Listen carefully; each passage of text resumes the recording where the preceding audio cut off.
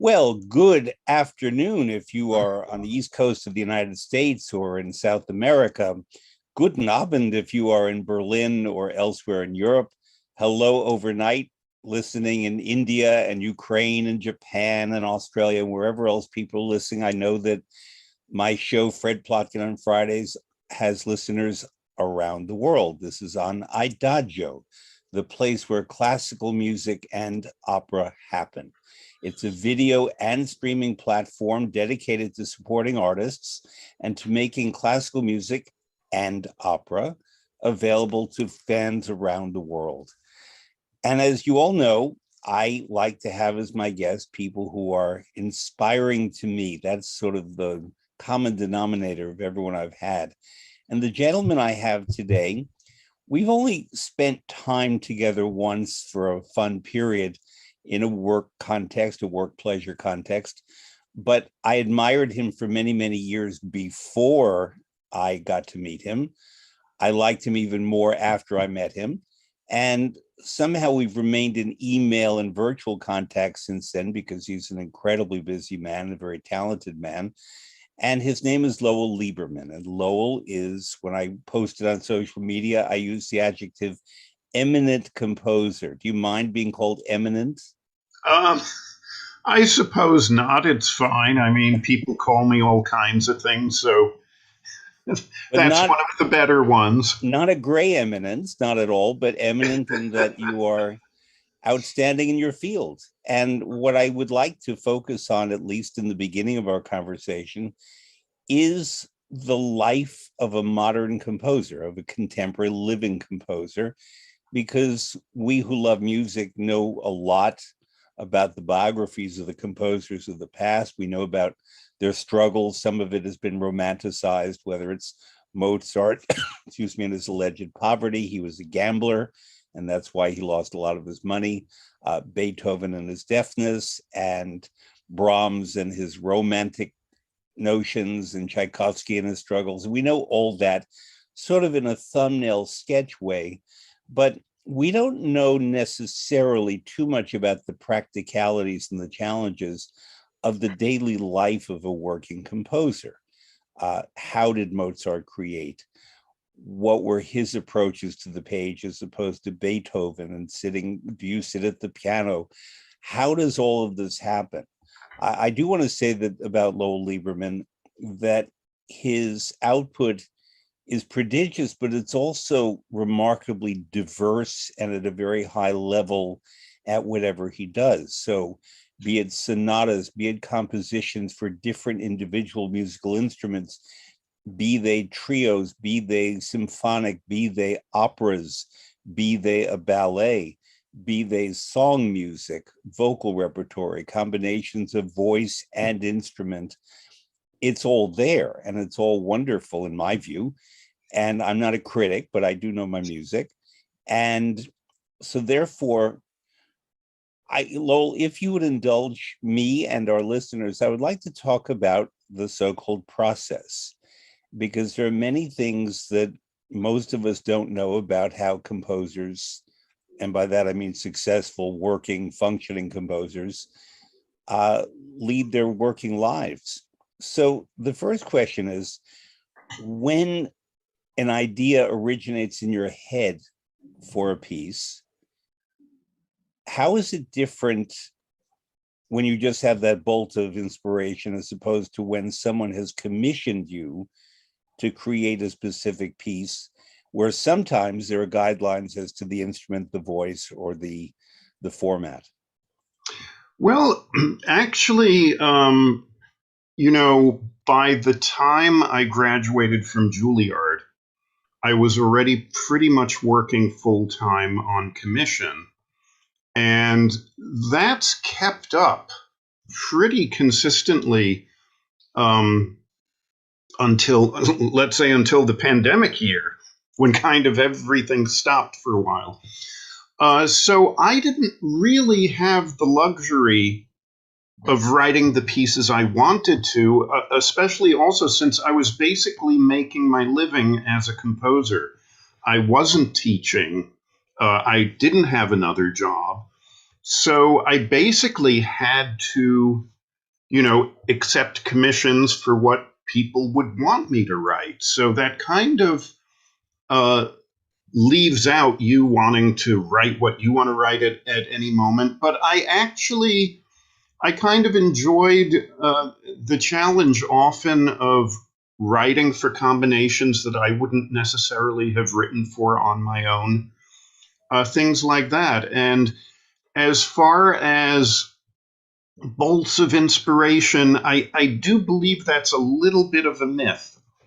Because, at least for me, and every composer is different, and every composer have their own idiosyncrasies and their own personal ways of working.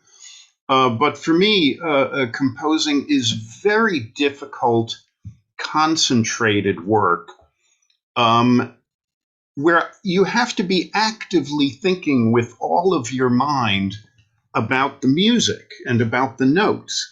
So it's actually quite rare that some fabulous idea will just pop into my head. And in fact, the one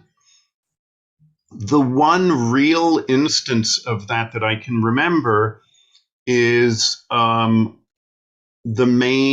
opening theme of my flute concerto came to me about 2 o'clock in the morning while I was standing at a bar after about 4 margaritas, and I wrote it down on a cocktail napkin.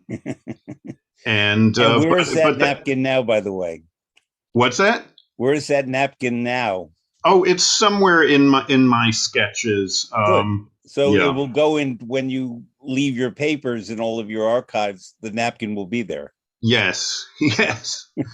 So I work at the piano, and the typical unfolding of a piece will be I have a commission for this, and this particular combination, and the instrumentation is almost always what is specified, and usually quite specifically. If it's an orchestra, the exact layout of the orchestra you're allowed to use. If it's a chamber group, the exact instruments. And you usually know the length. There is usually a time, they'll say 12 to 15 minutes, 15 to 20 minutes, something like that.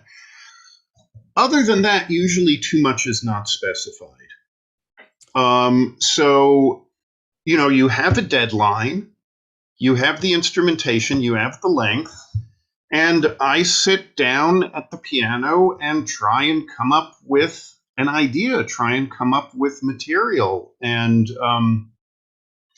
I would say that the amount of music paper that I use up before I settle on, okay, this is going to be the material for the piece is, 10 times what the amount of paper that the piece ends up being, because there's a lot of searching around, a lot of rejecting ideas before I come up with the idea that I can say, okay, I know this is the right material for this piece.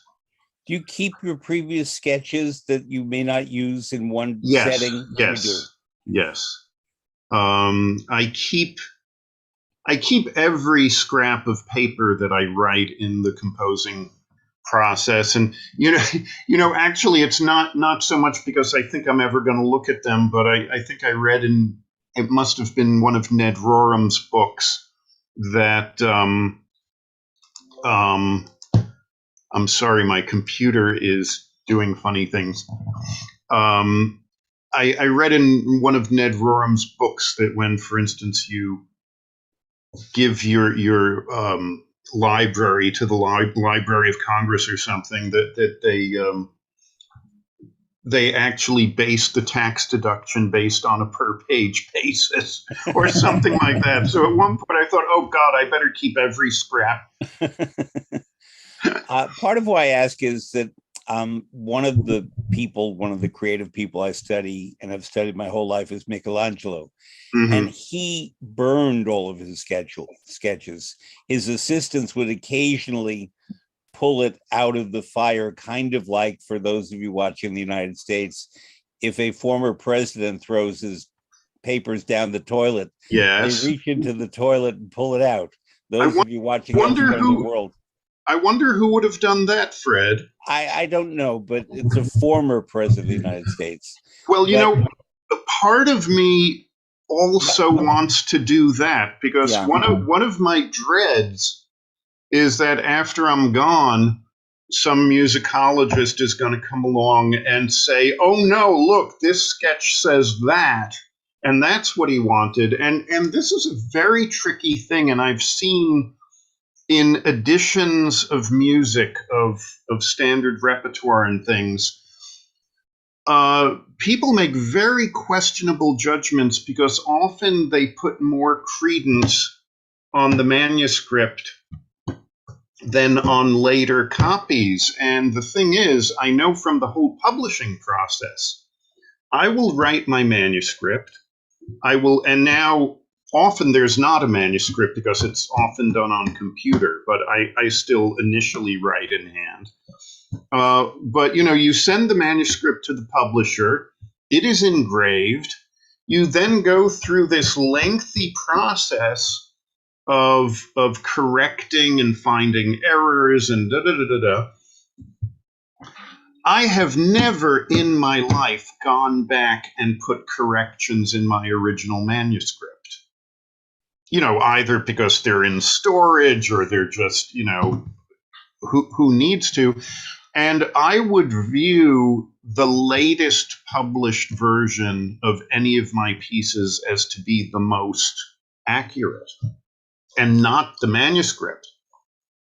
So just to cycle back to Michelangelo for a minute, he burned his drawings.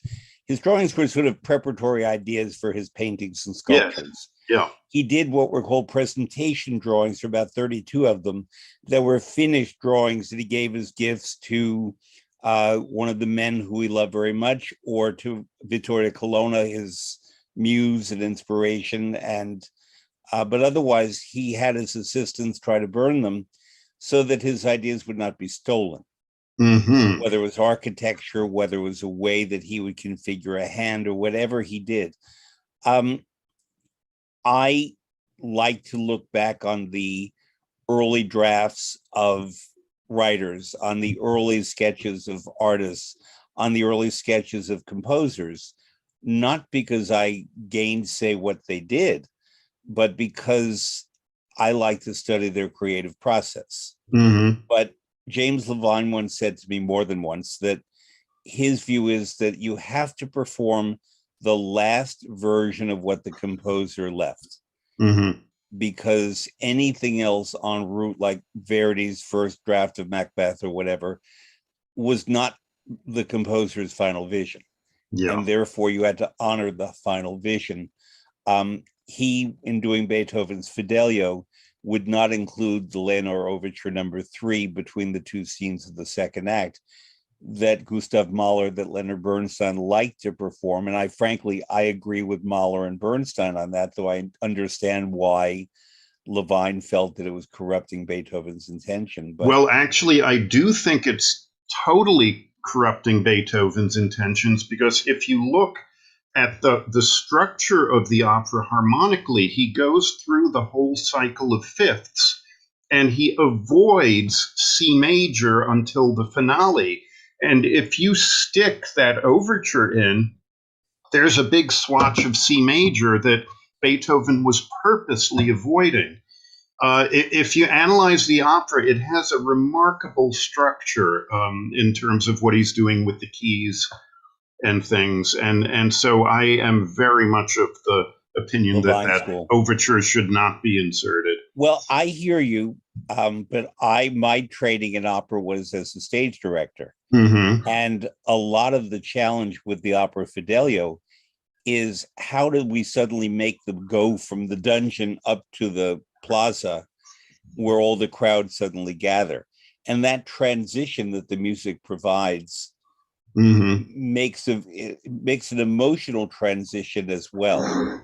That I mean, I'm not second guessing Beethoven, But Yeah. I do think, and I'm not in favor of these adjustments, but I do think that this exception that Mahler envisioned and Murdstad embraced, I think it works pretty well. But I hear you musicologically, I hear you 100%. Yeah, but But I it's want, not just musicologically. I mean, I think it's musically, and very often the Mhm. necessities of stage direction and the theatrical side are at odds with what is best musically. Yeah. And this is something that I experienced in arguments with stage directors with my own operas. Mhm. They're coming at it from two very different standpoints. What I'd like to do is go back to the thread we began, and then we can talk about arguments with stage directors.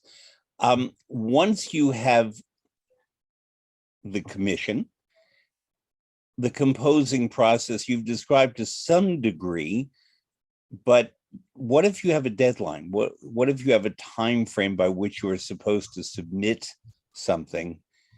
And how are you able to produce the music in the time allotted to you? Well, you always do have a deadline with a Mhm. commission, Yep. and it's very funny because it always ends up working out the same way with me. That if I have 3 months or 9 months or a year to write a piece, the amount of time that I spend thinking about the piece and processing the piece and just making little sketches before I actually sit down and write it from beginning to end is vastly greater. So, I sometimes joke that, if I have a year to write a piece, I'll think about it for 11 months and then write it in a month. But it often works out somehow that way. Um, the one case that was very different was my ballet Frankenstein, because the choreographer actually was very late. Yes, the that's it. The choreographer was very late in getting me the scenario, without which I was not able to begin composing the music because it had timings and all sorts of things. So by the time I got the scenario, I had less than a year to write a full evening ballet, 2 to 3 hours of music. And I figured out that in order to make the deadline, I needed to compose 1 minute of music every day Mm. for that 9 months or whatever it was. And so if there was a day that I didn't get a minute of music written, the next day I knew I had to write 2 minutes of music, and so on and so forth. That was probably the most stressful year of my life. It was just incredibly stressful working under that kind of pressure. I was literally putting in 14 hours a day, skipping lunch often. And I mean, to some, a minute of music might not sound like a lot, but that is usually the maximum that one can really work on before one's brain is just fried. And the orchestration and everything. So that was kind of an incredible task.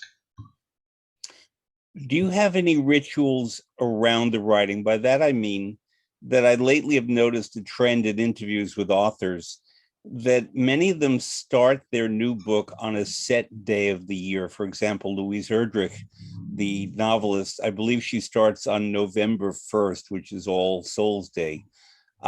Isabel Allende, it's a day in January, I forget why. Um, and other people write at certain times. Other people, whether it's music, whether it's literature, whatever, other people start at a certain hour, stop at a certain hour, even if they're cooking on all burners. They just have their rituals. Others feel that they have to complete 500 words or 1 minute of music. Do you do that, or you basically, if you're really inspired on a day, you keep going, going, going? Um, Before I answer about me, I just want to say about, I believe it was Thackeray who had a quota of pages he would write each day. And it was something incredible, like 30 pages of manuscript a day. And if he had finished a novel and had only written 15 pages to finish that novel, he would pick up a fresh piece of paper and begin the next novel and write 15 pages of that. That is discipline, of which I do not have. Because when I'm done with a piece, it's party time. you know, um, you know, I know what would be the best ritual for me, which is that whenever I compose in the morning, uninterrupted in the morning, I get great stuff done, despite the fact that I'm not a morning person. Mm-hmm. Or maybe it's because I'm not a morning person that you're still in that kind of hazy. But the truth of the matter is, just with modern life and taking care of the things that one has to take care of, and interruptions and things, it's really difficult for me to stick to that kind of schedule. I mean, I also teach now 2 days a week at Manus. So, I basically compose as much as I can when I can, unless I'm not working on a piece, and then I actually love not composing. Because there's something about composing. I'm sure writers have this too, or anyone who does kind of a freelance artistic thing like this. When you're writing a piece, until that piece is finished, you are never free of it for a waking moment. You're lying in bed and your brain is still trying to complete the piece. I sometimes say that it's like having a 24-hour part-time job, because the amount of time that you're actually doing it seems inconsequential, but actually your brain is obsessed with it consciously and subconsciously all the time until that piece is done. Can you work on two pieces at the same time? No. Okay. I know composers who can. I've had students who can. I cannot do that. I'm a very obsessive type, who needs to do one thing at a time and finish it. And this is one of the reasons why it's been so tricky for me balancing composing and performing. Because when I'm composing, I cannot take the brain space and learn other people's music. And so on and so forth. So that's a tricky thing, but I think that's very individual to me. I mean, there are people who can juggle all kinds of things. I'm not one of those. I've kind of got to do one task at a time and then move on to the next one. Talking about the hours when you compose, Tennessee Williams and Ernest Hemingway, both men who indulged in a lot of alcohol and had dependency issues and so on. Nonetheless, every morning, quite early, like 4 or 5 in the morning, got up, did their work. And once they felt the work was done, as Hemingway would say, and it was good, then they would do everything else in their lives. Now, they did not have the distractions that we in modern life have. And I'm very mindful of the fact that whether it was composers, writers, painters, whatever, people of an earlier era did not have many of the distractions and the pressures they create. Even if we don't give ourselves into being hooked on social media or television or any kind of thing that can stream into our home in one way or another, that we can create a silence. About your only focusing on one thing, I find that when I'm writing a book, if I get another idea, I have to sit down and draft it, and I have to start keeping notes on it. And now with my iPhone, what I do is if I'm out in the street, I used to jot things down on paper and shove it in my pocket and then bring it home and put it in the spot.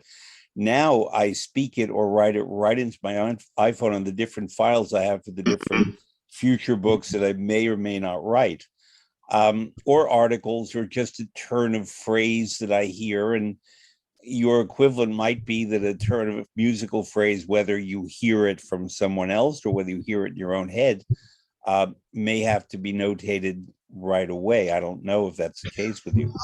When I'm working on a piece, sketching out a piece, I will often get musical ideas that are not for that piece, and I will write them down. I have a whole stack of those kind of you know, frozen embryo ideas, you know, that are for later growth. Mm-hmm.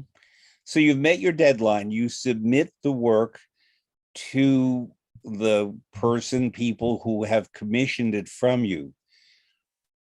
Has it ever happened? And what if it does happen that they say, it's not what we were looking for?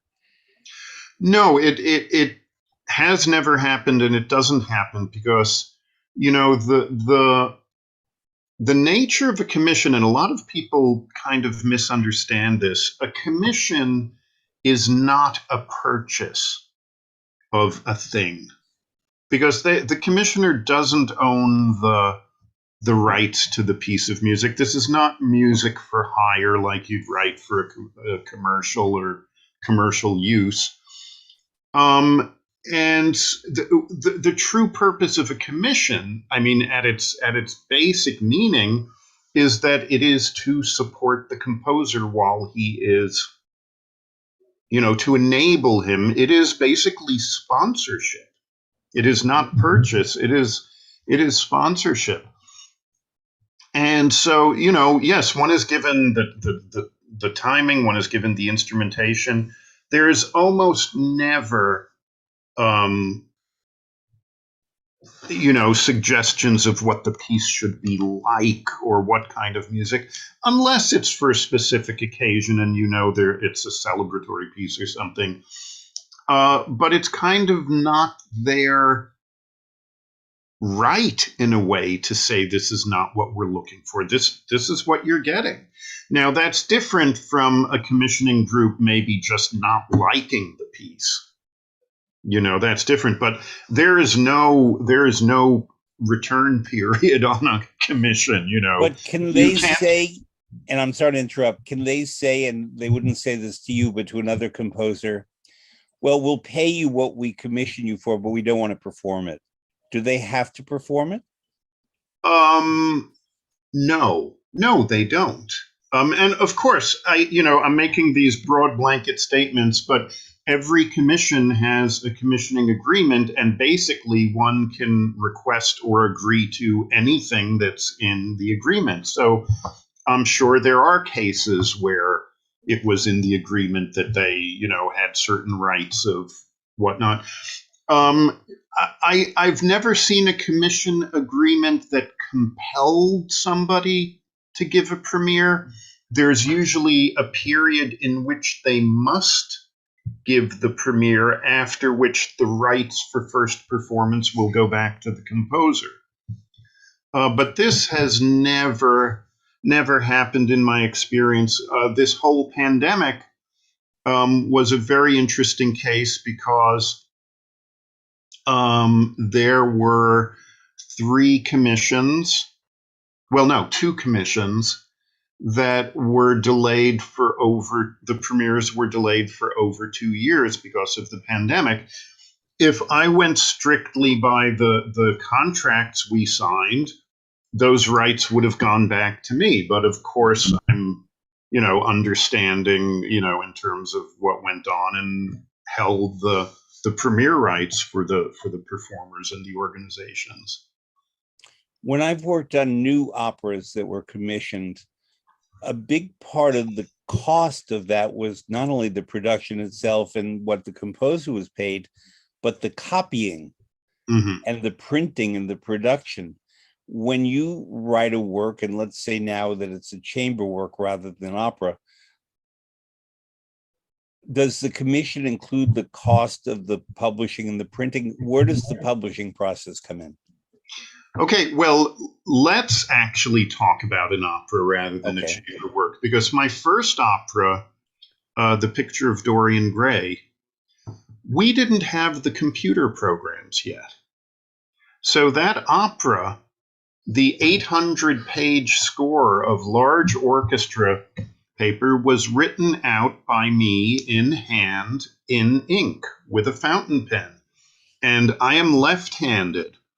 So it's very painstaking work where you have to hold another piece of paper under your hand so you don't smear the ink and so on and so forth. And, when I got done copying those 800 pages, I thought I was going to die. I mean, my hand, I felt like I'd never be able to use my hand again. And when you had a commission in those days, you had to include in the timeline a certain amount of months for the piece to be copied out, the score and the parts. And the cost of this hand copying was astronomical. Nowadays, we have the computer programs. And most composers, even if you're sketching or writing the first rough draft by hand, will put the final draft into the computer themselves. And if it's a chamber piece or an orchestra piece, you press a button, it extracts all the parts for you, and you have to spend maybe a day or two, if it's a large piece, editing the parts and making sure things are aligned properly and whatever. But what used to take months now takes days, and that has revolutionized things. And my students, many of who never knew a world without computers, they have no idea how easy it is for them. They have no idea how lucky they are. And in fact, again, my first opera, Dorian Gray, the first draft of the libretto was written on a typewriter. And the copies were done with carbon paper. Remember carbon paper? And so it's a very different world now. So Donizetti could probably have written 140 operas instead of 70 now. Probably. Well, my dad, sorry to interrupt, was an outstanding musician. And when I was born, he didn't want to travel as much as he did before because he wanted to be home. So he certainly performed in New York, but he took an additional work editing music for publishers because he was sovereign about understanding a musical score and reading everything. And he famously would, for example, get a Mahler symphony because that was the early 60s and Bernstein was leading a Mahler revival, so that all of these symphonies were being reprinted. And he would look at it and read it and say, no, that's a C natural, not a C sharp. And it would be written as a C sharp, and they'd have to go back to the original Mahler score in Vienna or the library of the New York Philharmonic and discover that invariably my dad was right about that. But I remember that his concerns were that there are many pieces of music out there that are being sloppily edited or edited by people who are not competent, where we perpetuate the error. So we come to think that Mahler really did want the C sharp and not the C natural. I think that's absolutely true. And as an example, on the first CD that I released as a pianist, Personal Demons, I recorded the Schumann 13 variations on a theme of Anselm Hüttenbrenner. And the last page, going through the music, the way there were certain accents just did not seem right to me. And I felt that there were accents missing in some very logical places, but they weren't in the Urtext edition. I checked all the editions, and then I found the manuscript online. And I looked at the manuscript, and sure enough, those accents were exactly where I thought they should be, except they were partially obscured by like expressive things written over them. But if you look closely enough, they were there, and they are still not in the Urtext edition. Yeah. And that leads people to write doctoral theses. Yes. I mean, And the famous example of that is the person who wrote a thesis because, you know, in the early typesetting, if you had whole notes, they would be in the middle of the measure just because they typeset by kind of blocks of things. And someone wrote a doctoral thesis that this indicated some previously unknown kind of rubato, rather than it just being a standard typesetting thing in those days. So, you know, it's very dangerous when some of these people, they want to establish themselves by coming up with something no one else has. And so you sometimes get these odd, you know, postulations. and then sometimes there becomes a tyranny where you are expected to follow the new model because the research has said that, for example, the ending of Turandot should be this way, or the conclusion of Berg's Lulu should be that way, or Offenbach really intended Les Contes d'Hoffmann to be in this order, not that order, or Verdi's Don Carlos in the French and the Italian. There are so many different versions. I discovered, because it's on your website, that there are at least 30 dissertations about Lowell Liebermann. And what does that feel like? Put it, because there are a lot of interesting topics, a lot of the piano works of Lowell Liebermann, compositional aspects and selected works, a style study of Sergei Rachmaninoff and Lowell Liebermann's Rhapsodies on a Theme by Paganini, piano sonatas, dialectical concept of Lowell Liebermann's musical language, coincidentia oppositorum and selected chamber works. As I told listeners at the beginning, and I meant it, you are an eminent, very established composer, and in universities all around the world, people study you, write about you, and get doctoral degrees because of you. What do you feel? Does that feel good? Does that feel that they're stealing your thunder? What does that feel like? No, I mean, it's very flattering, of course. You know, I haven't read most of them. I mean, I've kind of scanned a lot of them, but and you know, some of them are good, some of them are not. And you know, one again gets kind of skeptical of certain things. I mean, it's kind of a loss of innocence when I realized that one of the earliest of the doctoral dissertations had some just basic misinformation and bad analysis. And then that doctoral dissertation was quoted in the next doctoral dissertation as a definitive source. So you can see how these things get perpetuated. You know, I mean, my It's like the Sorcerer's Apprentice. you know, yeah, I mean, my Wikipedia page is full of errors that I've tried to have corrected, and the errors keep getting taken down and the false information put back up. You know, so it's kind of the nature of the beast, and you learn, you know, not to trust everything you read on face value, and to do your own research and really, you know, get to know something you're interested in. Have you thought, or maybe you've done this and I don't know, to write a memoir just so people know you in your own words and views? There have been many composers, especially Americans, who are great writers, at least about themselves. Virgil Thompson, Ned Rorem, a number of others, and others who just decide, I don't, my music speaks for itself. I've kind of about it. A couple of people have brought it up with me, saying you should really do this. I don't know. I don't know. Because your program notes that you write for your recordings are very well written.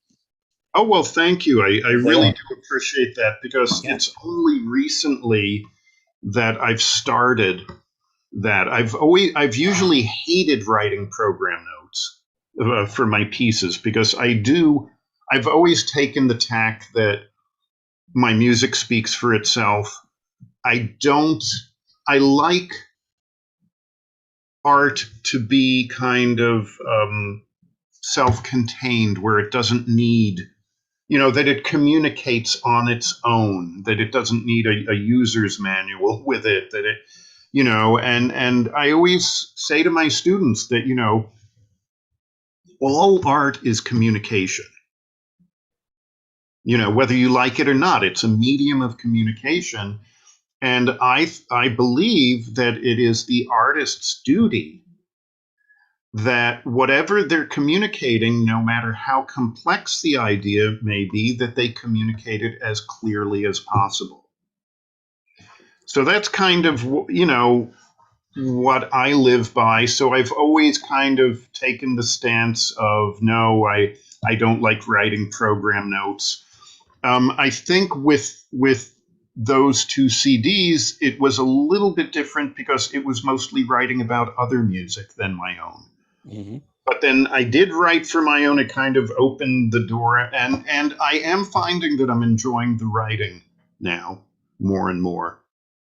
So I want to go back to the thread of the process of creating a piece. Sure. It has been published. I can tell you as a book author that there are contracts that specify the rights that I have, the rights that my publisher has, the rights that my agent has, and we all agree on those ahead of time, and we try to stick to them by the contract. In most cases, we do. What are the legal issues, the rights issues, and the royalty issues involved in? You've received a commission, you have created a piece. Who would get the profits? How does this work in terms of the publisher, in terms of the commissioner, and in terms of the creator? Well, the commissioner doesn't see any profits on anything. The most that a commissioner usually gets is the right to premiere a piece. Often the right, if it's a performer, the right for exclusive performance for maybe 1 year, more rarely 2 years, and often the right to make the first recording within 1 or 2 years of the premiere, and that's a right that usually transfers back if they don't exercise it. So that's all they get for the commission. Again, because a commission is not supposed to be a purchase, it's a sponsorship.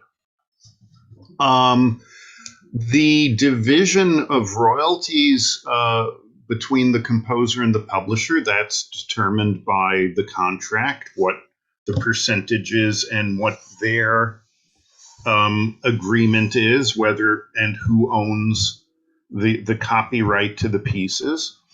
Then there are performance rights, which are paid out by ASCAP or BMI.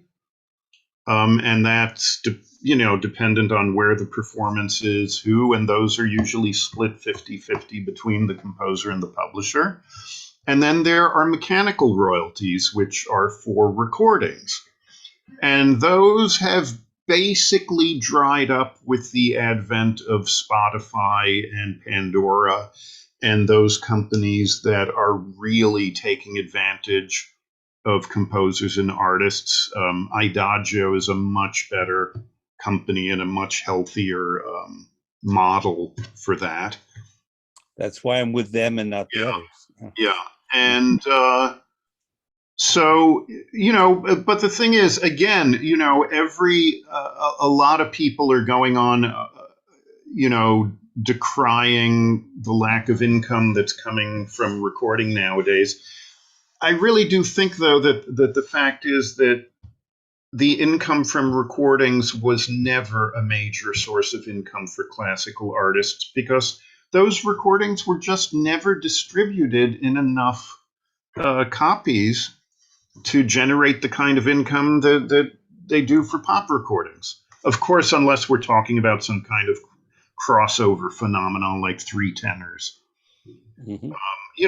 But the average classical recording would sell maybe in the low hundreds, not even 1,000 copies. So you're talking about even royalties on a per disc basis. It's not enough to make a living, you know. So the whole question of royalties from recordings, it's a tricky thing because one as an artist has to make the decision, um, is the loss of income from these streaming platforms enough to throw out the exposure and the reach and the publicity that one gets from them? And that's still a question that I haven't fully settled in my own mind. I remember that the soprano Renee Fleming, one of the biggest stars in all of opera, well into her career, I happened to be with her one day and she was going through her mail and she said, "Oh, look, what's this?" And it was a check. And she said, "This is the first royalty check I've gotten on any of my recordings." She's one of the most recorded stars. Her recordings really sell very well. And she was well into her career when this happened. So if that is the case with the Renee Fleming, it sort of explains how other people function. Well, I think one has to remember, and this is, I think, a bit of the tragedy of the classical music world today. That, and I think it has to do partly with so many boards of these organizations being sat on by corporate figures. Classical music always operated on a subsidy basis. I mean, it never really was a profit making thing. And for example, you mentioned operatic recordings, and someone in the recording industry told me this, that classical vocal and opera recordings have traditionally been the least selling of any category of recording.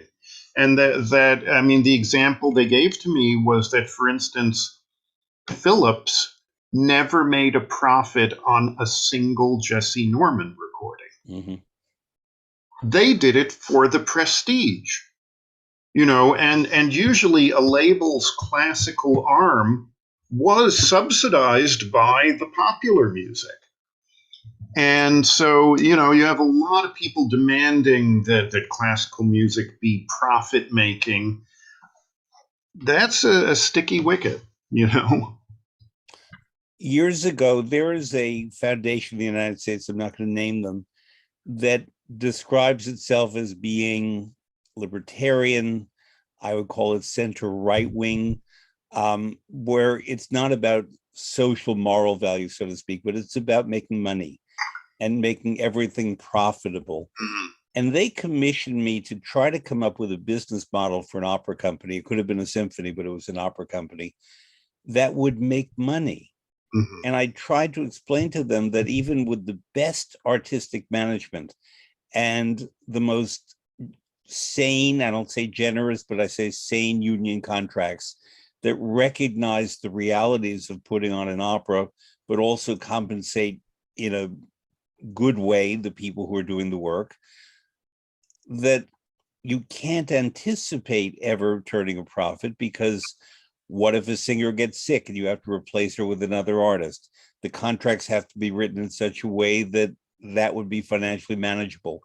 You cannot predict whether the opera will sell at 100%. So my business model I created at that time, when people subscribed more to performances, was that we had a 30% subscription base and a 35% ticket sale base, which meant that their theater in the city would have to sell out 65% to be profitable, which I thought was a good gamble because, if you're doing a Tosca with a big star, it sells at 90% or 100%.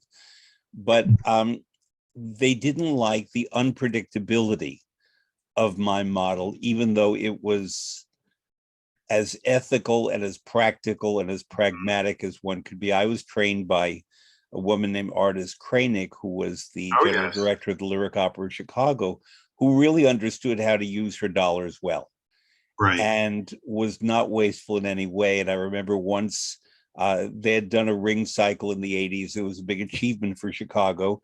And she told me that she was going to get rid of Rheingold, Siegfried, and Götterdämmerung and only keep Walküre. And I thought, well, how wonderful do you have this cycle? Why are you getting rid of it? She said, because we're paying storage space. I can rent out Walküre and I can occasionally present Walküre in my theater, but I don't want to pay for the storage of Rheingold, Siegfried, and Götterdämmerung, which to me was sacrilegious Mhm. that they had this wonderful production. You don't get rid of it, but that's how hard-nosed in a good way. This is not a criticism. Yeah. Artis Kranick was, and therefore it's hard to explain this to people, even with their best of intentions. This Yeah. foundation, politically, and I are not on the same page particularly, but we understood that we had things that we could teach one another. Mhm. And we did it in, the best effort to create a good thing and create a positive new model. But they were frustrated by the fact that there are no guarantees built in with the performing arts, very few. No, there never are. Yeah. And while you were saying that, I was thinking my Dorian Gray opera was commissioned and premiered by Monte Carlo. Now, that house seats 500 people. Mm-hmm. In order for that to be profitable, they would have to charge, I don't know, $2,000 a ticket or something? No, more probably. I mean, just the cost of an opera production and flying in people, a full orchestra, it's astronomically expensive, But there is something particular about the Opera de Monte Carlo. I've worked there. I love that theater. In Oh, fact, it's wonderful. It's wonderful. it's a beautiful theater. It is inside the casino, the gambling halls. So Yeah. what subsidizes the Monte Carlo opera is profits from gambling. Well, that subsidizes Monaco. Yes, it does. But You know. therefore, that's their model. And I think I can say this without betraying a confidence. A number of years ago, I was approached by the city of Las Vegas to work on a particular theater or structure for a theater or a concept where the opera company could be self-sustaining. And I, having worked in Monte Carlo, proposed a similar model that you don't necessarily have to put your new theater in a gambling casino, but you do want to consider having some of the profits from the gambling support the opera, support the Las Vegas Philharmonic, and so on, because Las Vegas is now a big city and it's always been a town with a lot of great performing arts, and it has the reputation it has, but it also has a serious audience. It has a very good national public radio station. It has the infrastructure for the arts of all types. Mhm. But that seemed a bit beyond the tolerability to the people I was working with. But in the past, in theaters, for example, La Fenice in Venice had gambling nearby. And Mhm. I have proposed, I was bitterly attacked for this article. I wrote it for WQXR, our radio station here in New York, that we may want to consider a lottery that would support opera, that would support the arts, and people, if they wanted to buy a lottery ticket, could choose to buy it knowing that it would support opera, the That's performing a arts. wonderful idea. It's a wonderful idea. I mean, if we're going to have it at all, we might as well turn it to the benefit of something like that. I have a wonderful gambling story about my time in Monte Carlo, actually, because the first time I was there, I finally got up the courage to go into the casino. I had never been in one. And I went into the Casino American, which is not where they have the Baccarat, not the fancy one that you need tails to get into, With but Grace Kelly and Cary Grant, yeah. right. This is just the one where all the tourists went. And it was late at night. I think it was after midnight, and I had never been. And I looked around, and I had never played a slot machine. And I saw all these different machines, and I didn't know what to do. And I finally picked on a machine, and there was this old little woman in a babushka working the slot machine, and the coins were just pouring out, pouring out, pouring out. And so I thought, okay, I'll try this. And it was a blackjack slot machine. And I thought, okay, I know blackjack a little.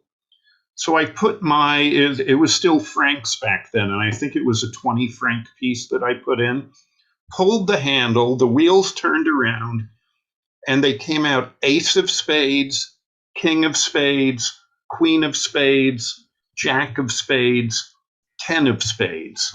Wow. And I was waiting for the coins to come out. Nothing was happening. Nothing was happening. And I looked at the woman next to me and I thought, should I ask her what's wrong here? What I should do? And I was too embarrassed. First of all, I didn't even know if she spoke English. And then I thought, oh, I'm going to look so stupid. I'm in front of the slot machine. So I pulled the handle again. And just as I pulled the handle, I saw the buttons underneath that said hold, hold, hold, hold, hold. And if I held them, I would have won, I think it was 120,000 francs, which was something like $20,000. Yeah. And that was my first time walking into a casino, and I blew it. Well, I've only gambled once. Since we're talking, I'm going to tell the story. You are there, October 21st, 1976. I was mugged in London. Oh my I had God. been a student. I was 20. I was living in Italy, but then studied at the Royal Academy in London, and my ship to sail home to the States was 3 days later. I was mugged 3 days before. I had no money. I lost my ship ticket, my passport with all my wonderful stamps in it from Soviet republics and so on, everything gone. And the American embassy gave me a new passport, and I got on the ship, and I was in steerage. I was down with a student who had a Marshall scholarship. His name was Douglas. He lent me $20. And then we had the ship's emergency drill. I'd never been on a ship before. This was the QE2. And the QE2 is a ship with many classes, and I was down at the bottom, cabin 4091, I still remember. And in the emergency drill, I was assigned to stand next to a woman who I recognized. It was the actress Hermione Gingold. Oh my God. And she had appeared in Sondheim's Little Night Music and in Gigi and so on. And she was very impressed that I knew who she was, her songs, her lyrics, and so on. And she said to me, because I looked good then, I was 20 and fit and so on. She said, "You are going to be my mascot, and you shall be with me for the entire trip. And I'm going to the casino tonight, and please wear your best clothing," which was not great. I was a student. "And you shall join me in the casino." And she taught me how to play roulette, the black and the red.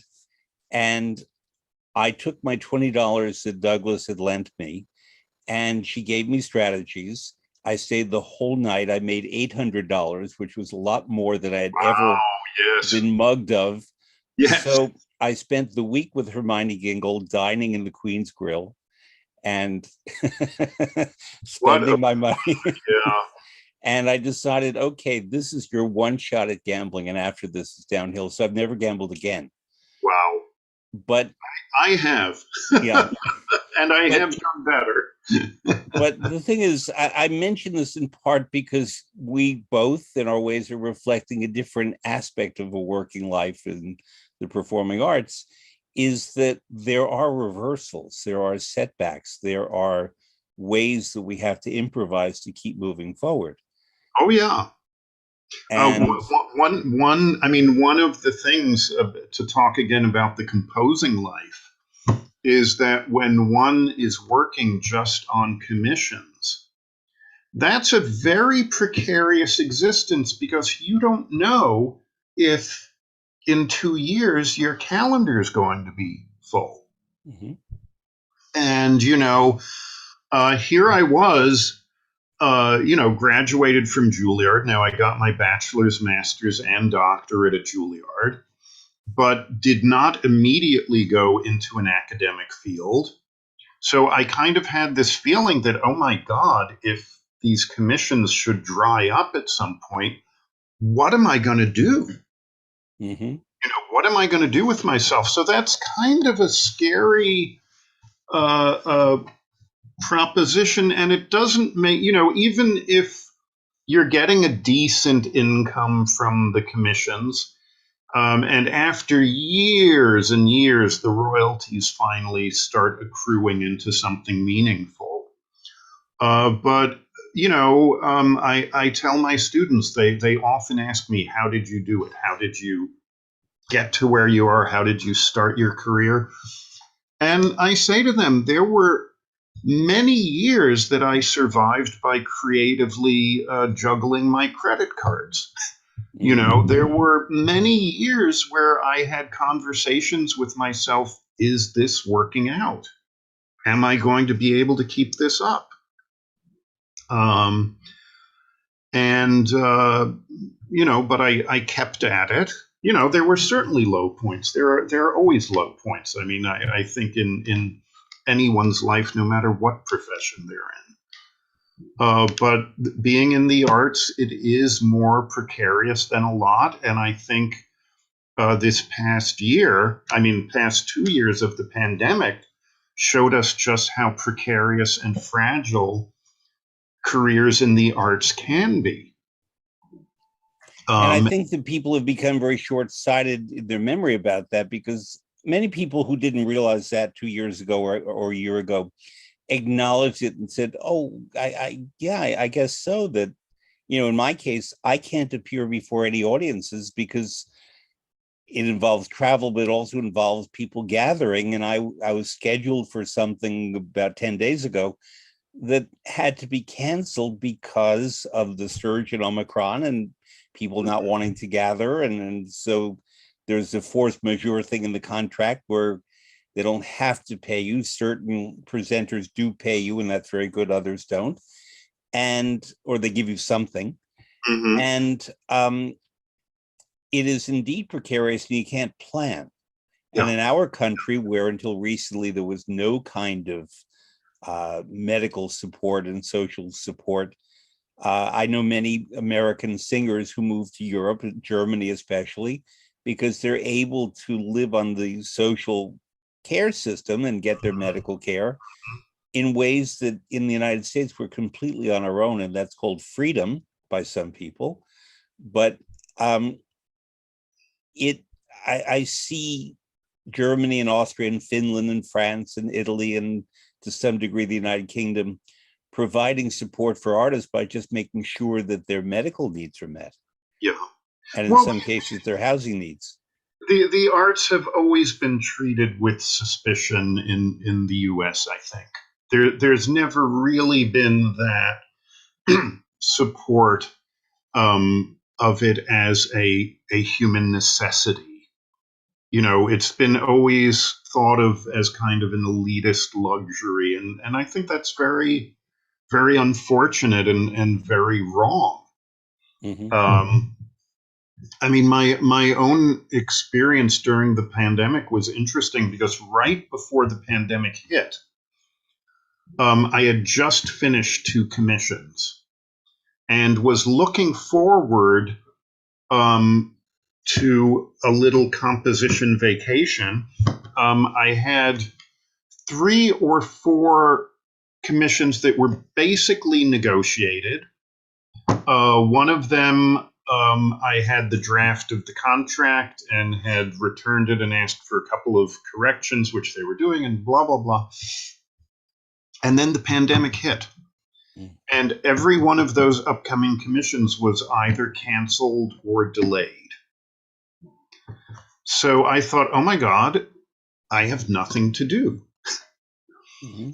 And that was when I had been thinking about making a piano recording for a while, and I had started planning it, but I didn't have a fixed time that I was going to record it. And then I thought, okay, now is my time to do this. So I basically spent the 9 months practicing piano. No, it was the one before that. It was Personal Demons. Okay. Personal Demons, which I think I have a... Do I have a copy? Yes, this one. Oh, yes. Okay. Uh, so I said to myself, okay, I'm going to do this thing that I've wanted to do for a long time since I have no, composition deadlines right now. So I basically practiced my butt off for 9 months and then drove with my partner. We drove from New York to Michigan to the recording studio because it was the middle of the pandemic, and recorded it there.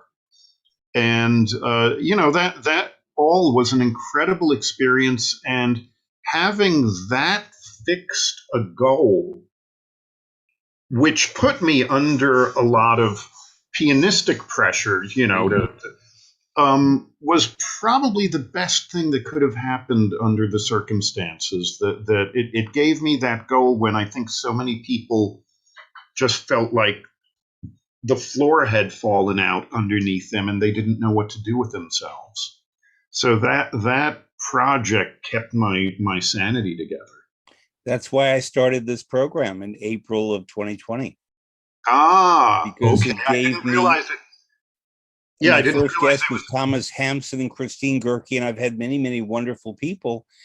And I feel like Scheherazade, that each night or each week I have to tell another story. But it has given me a focus Yeah, and a structure that every Friday at 2 p.m. New York time, I'm doing a broadcast. And yeah, I have to prepare, which means listening to music or studying ahead of time. And in the absence of the kind of work that I usually do, which involves the public and audiences, or writing books, or sometimes leading symposia, things like that, that's all gone, or teaching at New York University, that has been gone. Uh, I have loved being able to do this with Idagio every Friday. hmm, And I'm about to come up to my 100th show, wow, which is exciting. And I see this now as a body of work yeah, that I didn't set out for it to be that, but I feel that what these conversations are documentation, not so much of the pandemic, but having the luxury of the time to speak with people who often were much busier, to have a James Morris or a Carol Vaness and people like that, wonderful conductors, composers, writers, painters. I recently had a photographer, actors, broadcasters. It's been a gift for me, and I know, because I hear from people around the world, that they have learned a great deal from these conversations about the creative process, and in part the challenges of what the pandemic has imposed. But I think, as you correctly pointed out, it's not, people who work in the arts or who are self-employed will inevitably have lows and bad periods, even when there's not a global health crisis. yes. So, which leads in a strange way to the next question I wanted to ask you about the thread that we created about how a work is created and presented and then recorded, and the rights and the royalties and so on, the legacy of a piece. And in its lifetime, in its composer's lifetime, but then after the composer is no longer with us, and may that not be for a long time, but how do you prepare for your musical children after you're gone? I actually haven't done anything about that yet. I haven't really thought too much about that. Um, and I often refer to them, or make the analogy with children, that you write these pieces and you feel very proprietary and very protective. But once they're out there, they kind of take on a life of their own that you cannot control. And I do have at least a couple of pieces that have truly become standard repertoire for their instruments. I mean, my piano piece Gargoyles is performed hundreds, if not thousands, of times a year in high schools and universities and concert hall. My flute sonata is one of the most performed, And recorded. probably the most performed American flute sonata. Yes, it's been recorded at least 25 Mm-hmm. times. Yeah. Um, And, when they're out there being performed that much, you don't have control over the performances. You don't have control if somebody decides to do a totally different tempo than you intended, or even sometimes monkeys with the net plays something an octave higher than you wrote it. And you as a composer, you can either waste a lot of mental and emotional energy and get upset about it, or you just learn to let it go. Mhm. And this just popped into my head, and it's kind of a detour, but it's a funny story because I will never forget one of my pieces that was being premiered, and I don't want to give too many details about which piece, but this piece was truly being premiered by people who had no business playing it, and it was at a hall in New York, and I as the piece was going on, and I was kind of listening like this, I realized at the end of the piece they were going to ask me to stand. Ah. And with a new piece, of course, people don't know what's the piece and what's the performance necessarily. So I actually got down on my hands and knees and crawled out of the row and crawled out of the door so that no one would see me leave. And yeah, but that was drastic. That was the only time that's ever happened to me. Was this before people had phones and could have filmed you crawling out? It was. Okay. It was. It Well, was. do you remember, and I'm asking because I don't remember, the year that we met? Well, I think it was the first cruise that we did, right? Yeah, And it was a while ago. because I remember I don't remember what year. that there were very fine chamber musicians with you. Yeah. And I forget how I got included in this, but I wound up narrating Sanson's Carnival of the Animals with the Ogden Nash poetry, which is a wonderful thing to do. And the amount of laughter among the performers in rehearsal and so on was a very different experience for me, because in opera production, somehow we just have to focus and keep serious on the dying, on the drama and so on. And it was very liberating for me. What did it feel like for you? Well, that was a great cruise, a great group of musicians, and the beginning of really a years long relationship with that company where I was artistic director of these classical music Mediterranean cruises, and I got to invite people like James Galway and all kinds of wonderful people. I believe, if I'm remembering correctly, the musicians on that cruise included Ida Kavafian Yes. and Steve Tenenbaum and Tara Yes. O'Connor and Luke, Danny yeah. Phillips. Yeah. And wasn't Bobby White on that one? He may well have been, yeah. Was Bobby White on that one, or was that an earlier one? I don't. They all kind of get Well, I've mixed been on up. ships with him, so maybe that time. But listeners may not know is that we who work in this profession, if we're outgoing, often are asked to appear on ships and cruises as the talent. Mm-hmm. I mentioned before that my first sailing was in steerage as a 20-year-old with Hermione Gingle. But when you gamble and eat in first class at the age of 20, you acquire a taste for the high seas. Yeah, yeah. And frankly, one of the things that I've missed a lot in the pandemic is that I would typically be on 2 or 3 cruises a year as a performer, entertainer, teacher, speaker, whatever. And I miss that. Mm-hmm. I miss the contact, the sociability. I miss one time I was doing a trip in Argentina and Chile and focusing on the performing arts of Argentina. And when you go into the not the Horn of South America, Cape Hope, I think it's called, there are terrible, terrible storms there all the time. Oh, yes. And I had to learn to stand and speak and teach tango when the ship was just rocking and being washed with waves and so on. And I've worked with many singers who have to stand there, or instrumentalists have to stand and perform when everything is going like this and people are I have wonderful pictures of Tara O'Connor from that very cruise where she's playing her flute with her arm wrapped around one of the pillars in the room that we were performing in.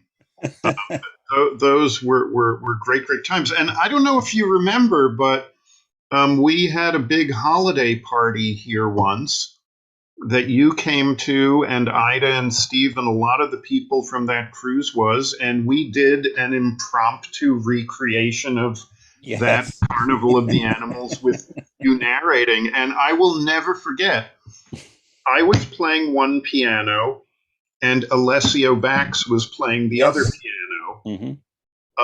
And I was being merry and having my champagne and whatnot. And if I have even one glass of something, the first thing to go is my fingers. Yeah. And I remember that songs where a lot of it is kind of one piano will play something and then the other piano will play the same thing. And so you get this flawless thing from Alessio, and then it would be my turn and it would just be tone clusters. It was mortifying. But yes, that was so much fun. That was so much fun. And I think Ida played cello for that. Yes. She played cello. And did a sort of a whistling thing. I forget which animal she was evoking. Well, the cuckoo. Cuckoo. There's the cuckoo. And, yeah. Yeah, but I had this electric blue cello. I still have it that I got on Amazon, and she was playing on that. It was great. So this is what's known as musicians after dark. Yes, exactly. You are, as you've alluded to it, I was going to ask you, not only a composer, great though that is, but you are also a pianist and a performer. Mm-hmm. And when you do that, you perform your own works, but you also perform the works of other composers, living and dead. Yeah. And how does that happen? In other words, are you approached by an orchestra, by a chamber group, and say, we are thinking of doing this work and would you play it? Or do they say, we'd like you to perform with us? What would you like to perform? How does that happen? Well, the performing has been a funny thing with me, and I alluded to my difficulties of balancing my composing time and my performing time. So, because of that, I've only really practiced in a concentrated way on breaks in between pieces. And it's very difficult to keep up a solo performing career with that because you have to be practicing all the time. And memory is a big consideration, memorizing a whole program's worth.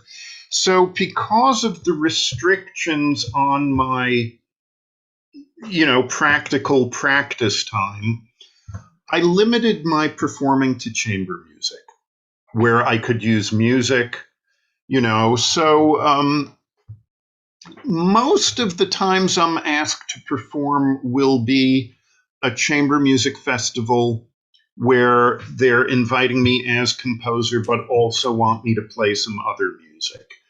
And of course, these cruises, I did a lot of performing, and then those actually grew into a festival in Greece. Yes. And that was unfortunately cut short by the pandemic.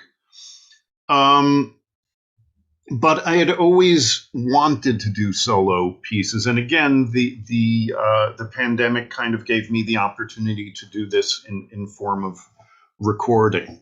Mm-hmm.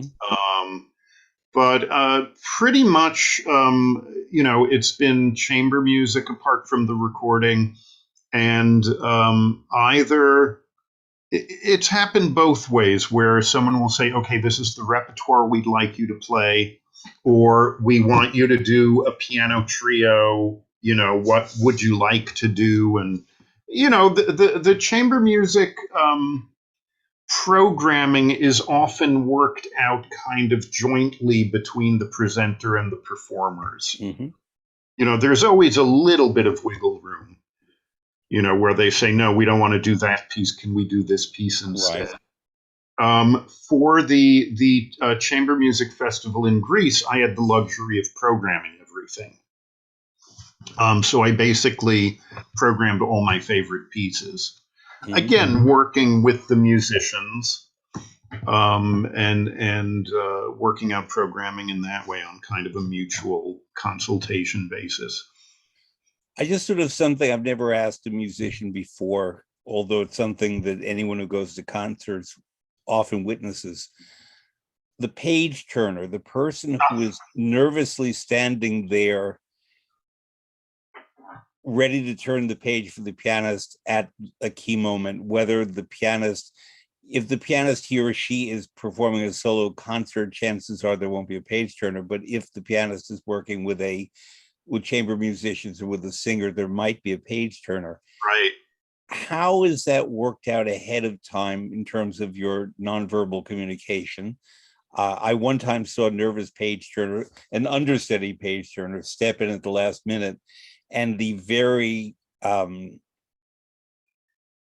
distressed pianist basically had to indicate to her, turn the page, turn it. How does that work? And now I know there's computer technology where you can, with a pedal, explain all that. Yeah. First of all, I think if you ask any musician who has page turned, they will say that page turning is far more terrifying than performing, because you are kind of responsible and have the potential to mess up that person's performance. As far as when to turn, that depends on the performer. And some performers like to nod to indicate a turn. Other performers will tell the page turner, turn a measure before, or turn a half measure before, or turn right on the thing.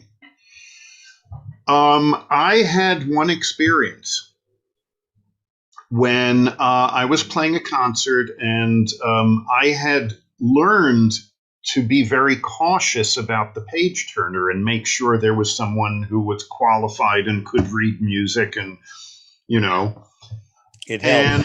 And they assured me that they had this wonderful man who was their regular page turner, never missed a concert, and everybody loved him, and he was just terrific. So I said, okay, sounds great. I get to the concert, and there's this little old man looking very nervous, very, very nervous, who actually had a wet sponge in his pocket so he can moisten his fingertip before turning the page. And I thought, okay, that's weird, and I wasn't liking the look of this at all. And I forget what we were playing, but it was a fairly dense piece for either violin and piano or cello and piano. I don't really remember. And he kept on getting lost, and he would not know where to turn. So I started doing this, and it would often take him a while to realize I was doing it. And at one point, he got very, very flustered, and I was going like that, and he suddenly jumped up in a tizzy, grabbed the page, and flung the entire score off the piano across the room. And luckily, one of the audience members saw that and ran over. We were not on a stage. We were on the same level as the audience, and they ran over and caught the score. But that was a moment. That was a moment. I don't know if you ever had the thrill of working or knowing the fantastic mezzo-soprano Crystal Ludwig, who died not too long ago at a very advanced age.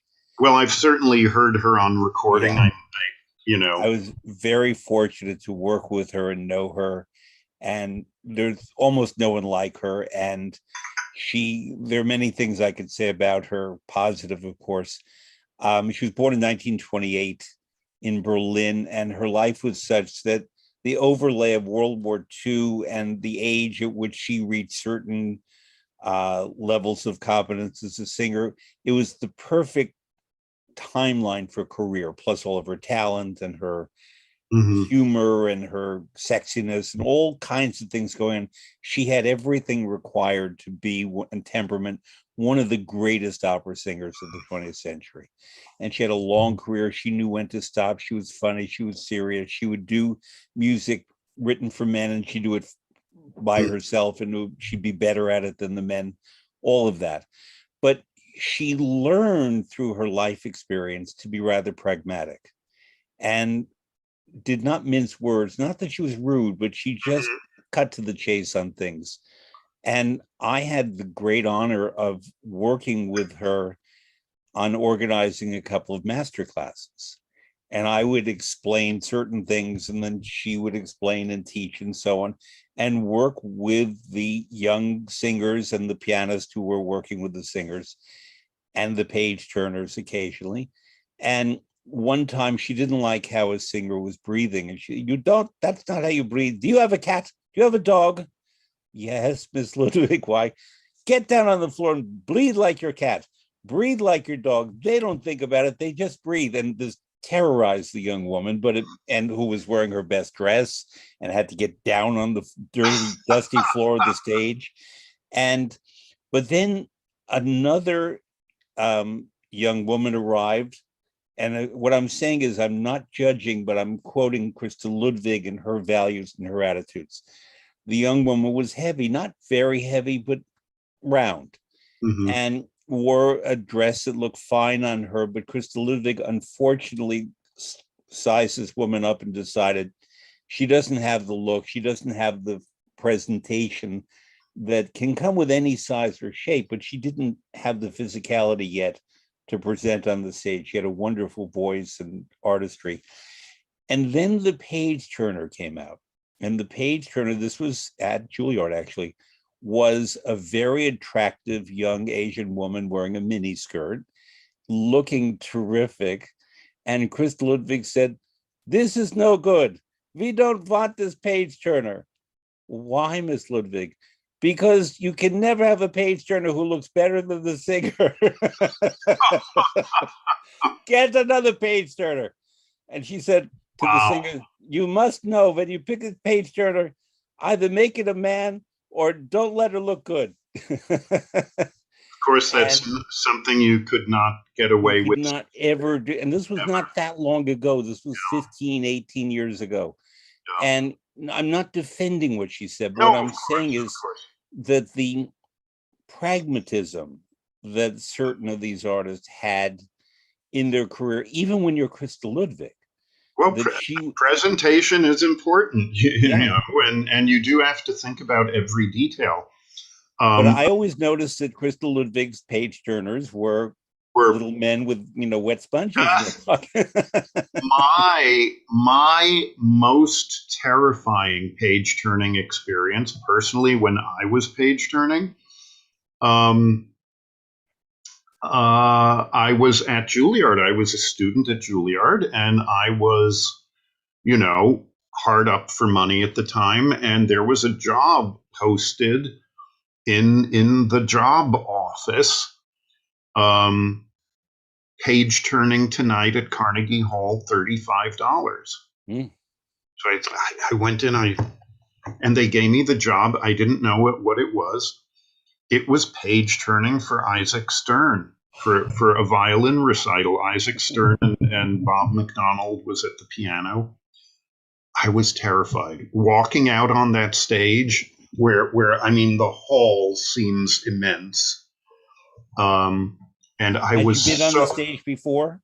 No, had never. It's shocking the first time you're on that stage before, and here I am with an audience, and I'm just thinking the whole time, if I screw this up, it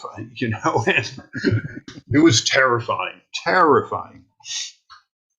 Was Mr. Stern supportive? Did he understand He was very nice. No, and I mean, I didn't do anything wrong. It was fine.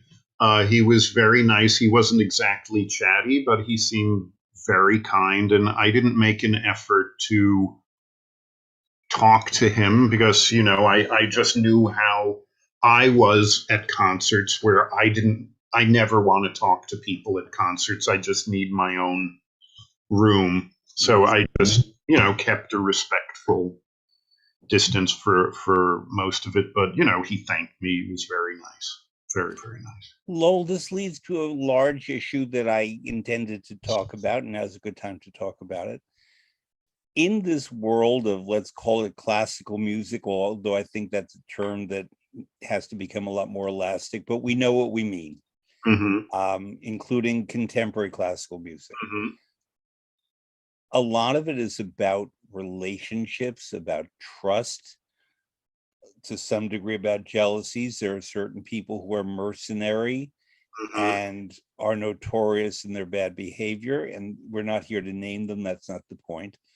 But unless you are a single pianist or singer who sings unaccompanied, or a violinist who plays without anyone else there, or in some kind of instrumentalist, or a speaker or lecturer or so on, where you can almost do it yourself, you have to interact with other people. You have to create these systems of trust. Opera in the extreme, you have to do that because it's not just the conductor, the orchestra, the chorus, the soloist, it's also the stagehands. The tech crews are crucial.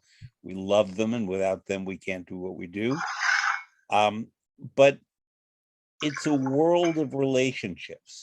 Yes. On the opera side, I refer to it as planet opera, Hmm. and we people who work in opera know of one another even if we've not met one another. I'm not saying your world of classical music because I've worked in it too, but I'm more on the opera side.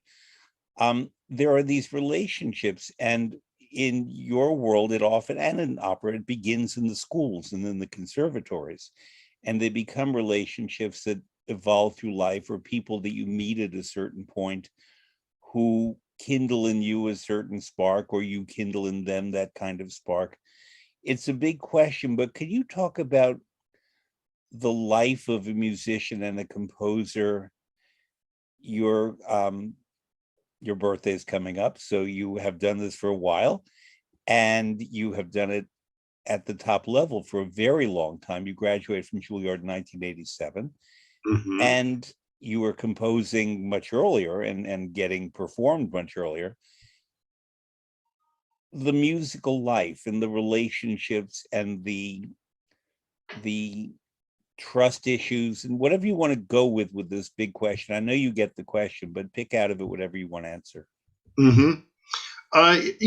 So much of a musician's life, the personal and social life is kind of not separable, from one's private life because it's all so tied in. One's friends tend to be in the music world.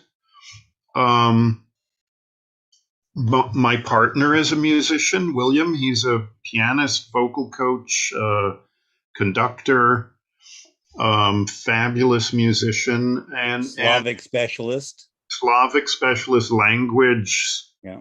language fanatic. Um, and it's because musicians get each other. They understand each other in a way that sometimes other people don't. There's always this mystery about music, to people who are not musicians themselves. And so, the human relationships are very, very important. Um, you deal with a lot of complicated personalities. Um, Certainly, I think with singers, with performers, with composers, it becomes very personal when you're criticized, Yes. because you feel people are criticizing you personally. I mean, the work is kind of even though I said, you have to kind of let it go at a certain point, you do feel there's a certain lack of separation between it and your own identity. I mean, your work is your identity, becomes your identity. So that's a funny thing. And these musical relationships go along the same lines as other relationships. You start out in school best friends with somebody, you do things for each other, they play your music, you write pieces, and then sometimes it drifts away and they move on to other things and whatnot. It's life, you know. With the added factor that, number one, these tend to be things that we create and do physically. It's like being an athlete, that it's a physical effort. It comes out of the body in one form or another, whether it's a singer, whether it's an instrumentalist, whether it's a composer, Mhm. um, whether it's a conductor, of course. And I've known and worked with many musicians, some of whom deeply feel the emotional elements of the music they play, the characters they play, others who can clinically perform at the highest level and set it apart from their emotions. Mhm. Uh, Singers who are just brilliant technicians and wonderful people and so on, and superb colleagues, but you don't feel that it's in them in the same way that other people may, like Krista Ludwig, brilliant technician, everything, but she also really got everything she Mhm. sang Mhm. Mhm. and communicated that, because whether it's an evil character like, or let's say a conflicted character like Ortrud and Lohengrin, who feels betrayed, but she could absolutely make an audience rock and cheer with applause when you don't applaud during Wagner, but there would be moments when the opera would come to a halt. I'm getting goosebumps when Christa Ludwig would sing the second act of Ortrud. There would be these massive cheers and ovations that she could achieve, whereas other mezzos who sang it would be fantastic, but there was just something extra. Leonie Rieseneck had it. Certain people had it and have it now. There are artists among us now who certainly do. But but then there are others who perform at a consistently very high level, but you don't feel they're engaged. And when Mhm. I say you, it might be someone on the stage with them, or it might be someone in the profession, or it might be someone who's an audience member. And I know that in live performance, that every single performance is different. And Yeah. that's part of what I love about it, is that it's never the same twice. Yeah. And you are creating something new in the moment, even if the music has already been written.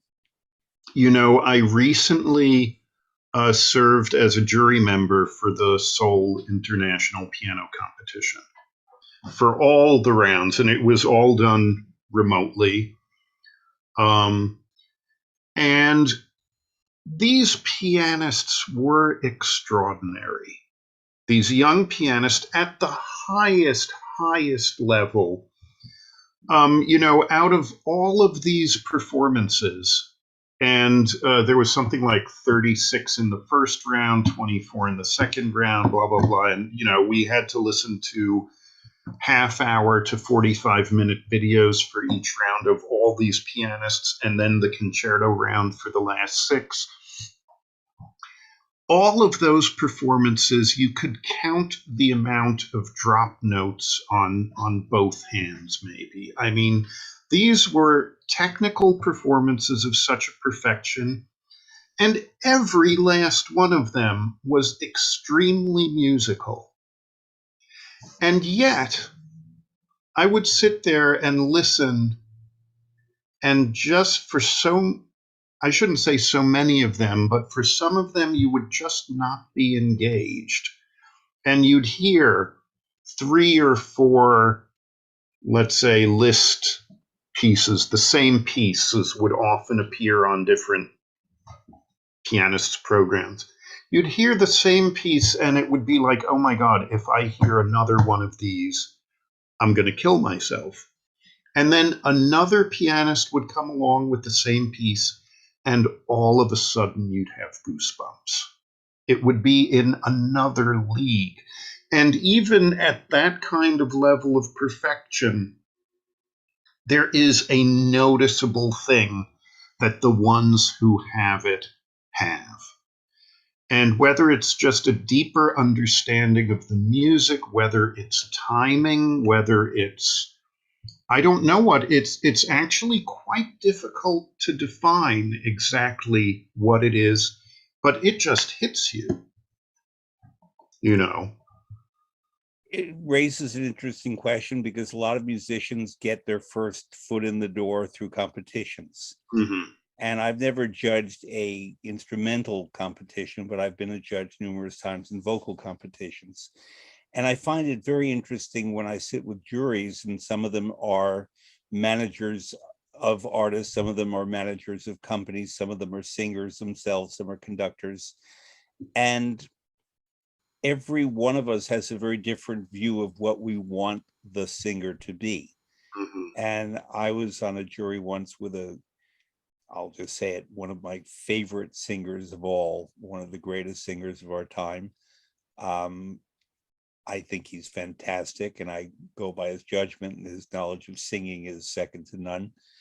But his way of evaluating the people we saw was on, can we give them work now? Mm-hmm. And these were all people in their early 20s. Mm-hmm. And were they ready for the stage? And were they ready for this or that role? And he's a bass, and he heard a couple of young basses sing the music that he famously sang, and which was pretty daring, and would think, well, no, they're not ready. And I wanted to say to him, well, because it's bass, and because the bass roles come along a bit later. If we have a lyric soprano, it's a different thing, and we can't quite judge that way. My interest was judging on potential. And I remember that we had a young woman who clearly no one taught her about dressing, and she didn't have much money and was not well put together. But, and her singing needed work, but the voice was gorgeous. The personality, the temperament, the engagement with the character that she was playing was far more interesting than anyone else who were more polished. I called them show ponies.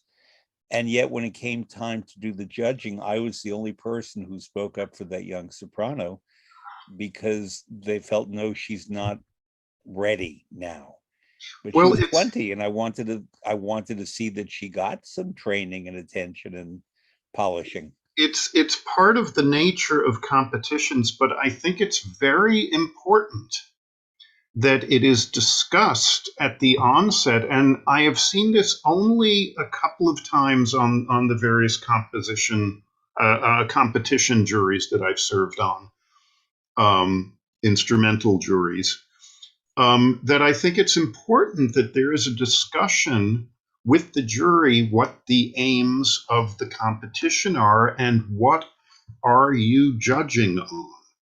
Mm-hmm. And that discussion is rarely held. It sometimes is Yeah. held, but I think it's important for the competition to express their philosophy as to why they're holding this competition, whether we are looking for a singer who's ready for now, or is this a competition for encouragement and potential? You know, is it for something else? I think that those all should be set out at the onset. Mm-hmm. It doesn't necessarily mean that all the jury members will abide by that, but No, at least you can try, you know. I can also tell you, maybe it's different in the instrumental world, but in the opera world, it's often been my experience when I'm on a jury or sitting in on a competition and watching the judges work, that the best person comes in second. Mm-hmm. Very, very, very, very often. Yeah, you know, the thing often is that performers who have a strong personality will invariably offend some of the judges. And it could be they didn't like what they did with Chopin, they didn't like this particular aspect.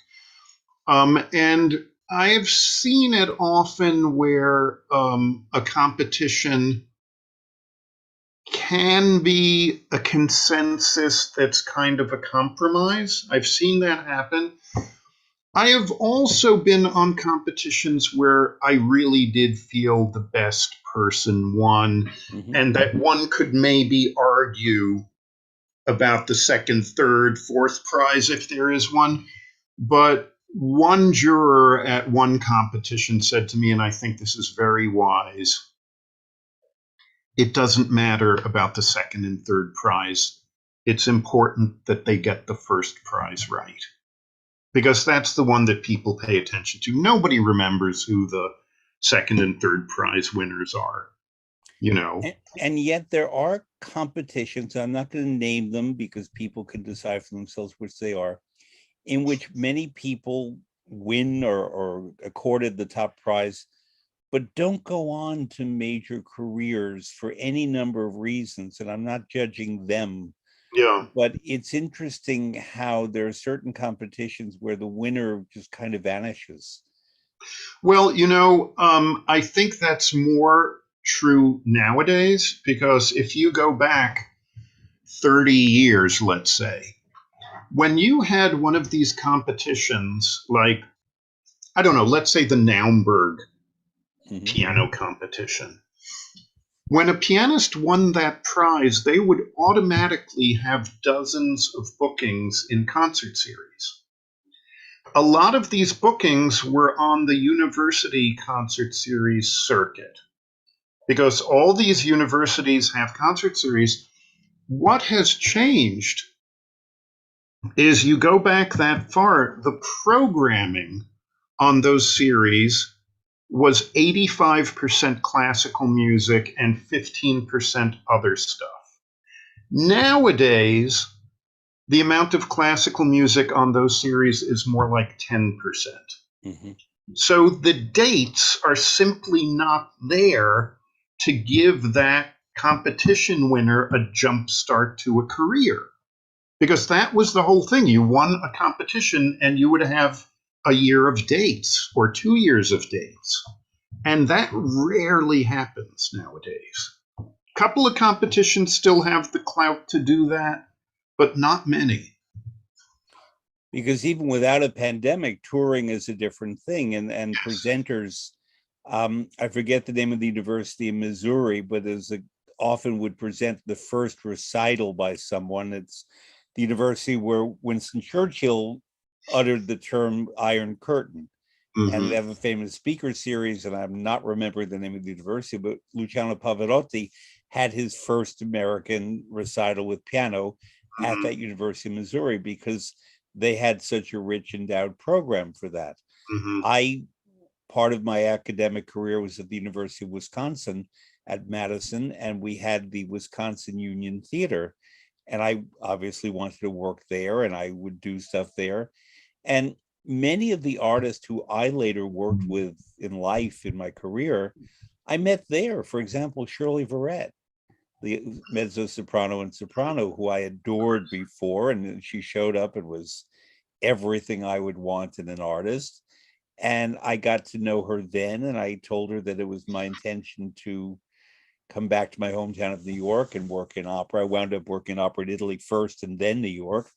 But we remained in contact. And actually, when I moved to Italy, I went to work at La Scala, and she was one of the reigning divas of La Scala.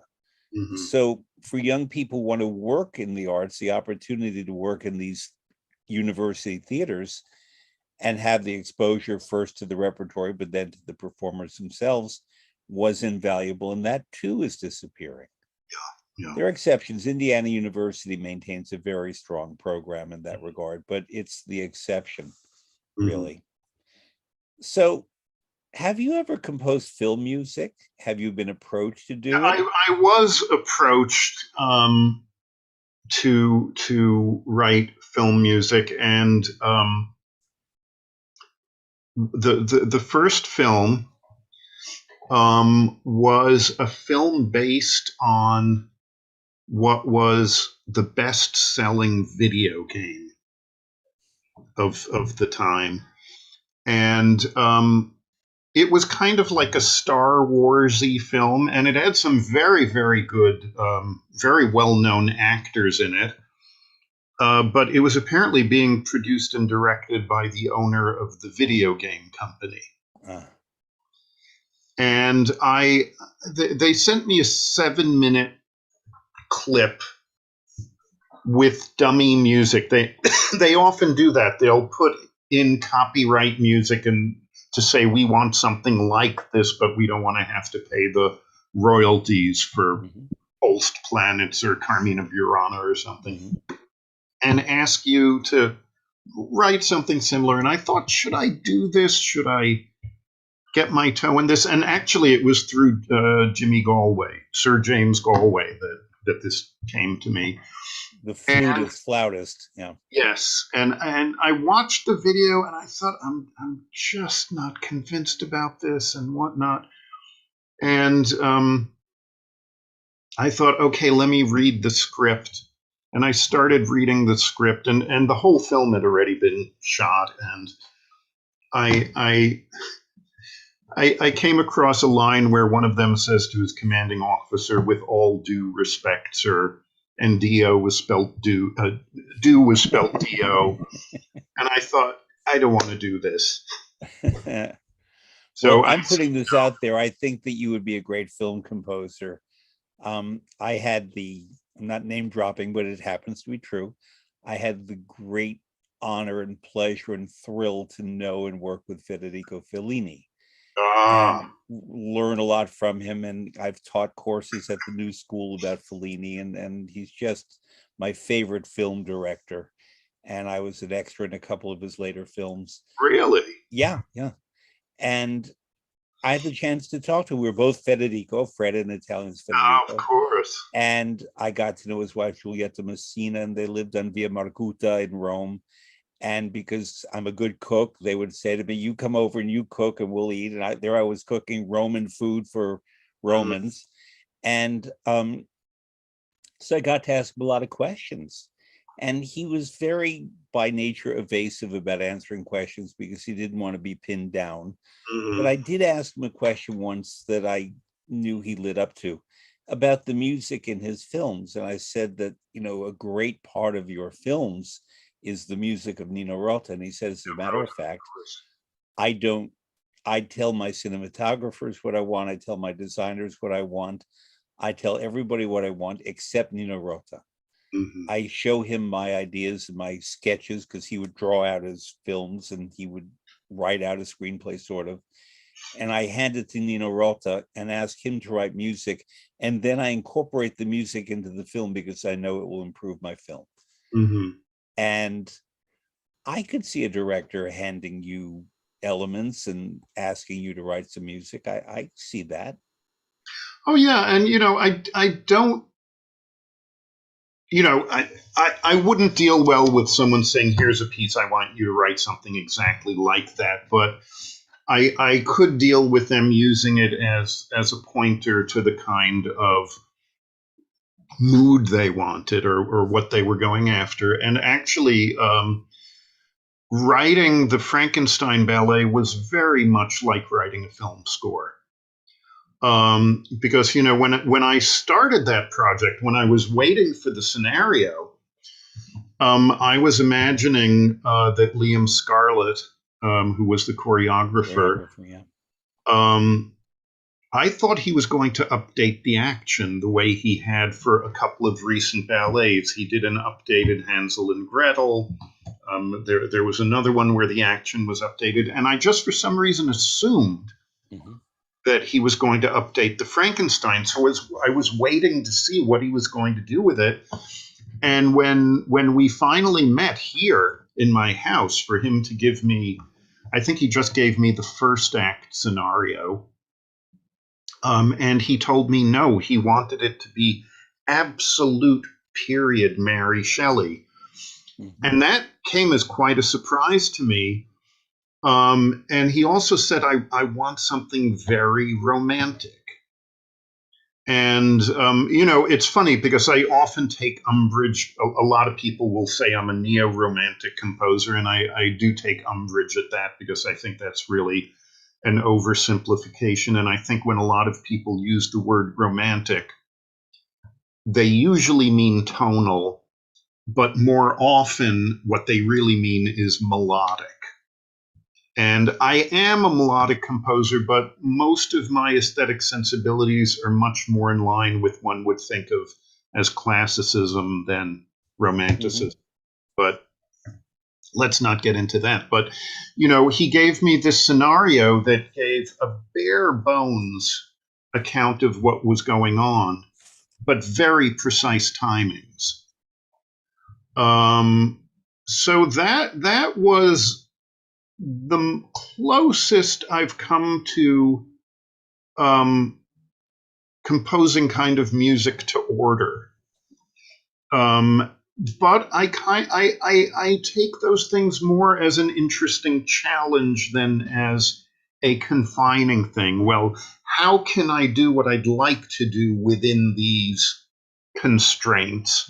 Because one of the things I do believe is that all art is defined by its limitations. That it's the fact that you're using a canvas to create a landscape that you could feel you could walk into. Mhm. It's the transcending of those physical limitations that makes it art. It's taking just these 12 notes and creating something that moves people and makes them feel they've gone on a journey that creates, that makes it art. So Mhm. I kind of welcome the limitations to a certain extent. If they're coming from somebody who knows what they're doing, you know, I welcome them. Um, when I worked at the Met and then the opera company finished its season, we would then have 9 or 10 or 12 weeks of dance. Part of it, the American Ballet Theater. Then we'd have visiting companies such as the Royal Ballet, the Dutch National Ballet, the then called the Kirov, now the Mariinsky, the Bolshoi, the Danes, La Scala, everyone. And it was very interesting working with these dance companies because the dancer personality and the choreographer personality could not be more different from the opera people. Mm-hmm. And I, who thrive on opera, had a challenge with a lot of the traditional dance music because I found it oriented toward steps Mm-hmm. and things such as Delibes and a lot of the French composers. I would get terribly bored. Tchaikovsky and Prokofiev were much better in terms of being music of real substance that was also could be danced to and was very theatrical. But I liked modern dance because somehow the music was more different. And I could always hear just sort of the pounding sound of footfalls in a lot of the very traditional ballets. Mm-hmm. Did you, when you composed Frankenstein, were you asked to consider steps and footfalls and so on? No, no. All I was given was literally 30 seconds for this transition, 3 minutes for this pas de deux, 8 minutes for this bar scene. And for example, I would say to him, what's going on in the bar scene? I need to know. And he'd say, I have no idea. I'm not going to know that until we start choreographing. So that was a real challenge. Mm-hmm. It was a real challenge. Before we conclude, talk to me a bit about an opera of yours that I adored, Miss Lonely Hearts. Hmm. What was the genesis of that? And talk a bit about, I mean, it's a great story and it's talk about it. Well, that was kind of amazing because my first opera was The Picture of Dorian Gray, and I wrote my own libretto for that because to me it was very clear, just excerpting Wilde's dialogue and kind of shaping it because Wilde's dialogue was already so musical, that I knew exactly what I wanted to do with that. So when Juilliard approached me to commission an opera for their 100th anniversary, celebrations.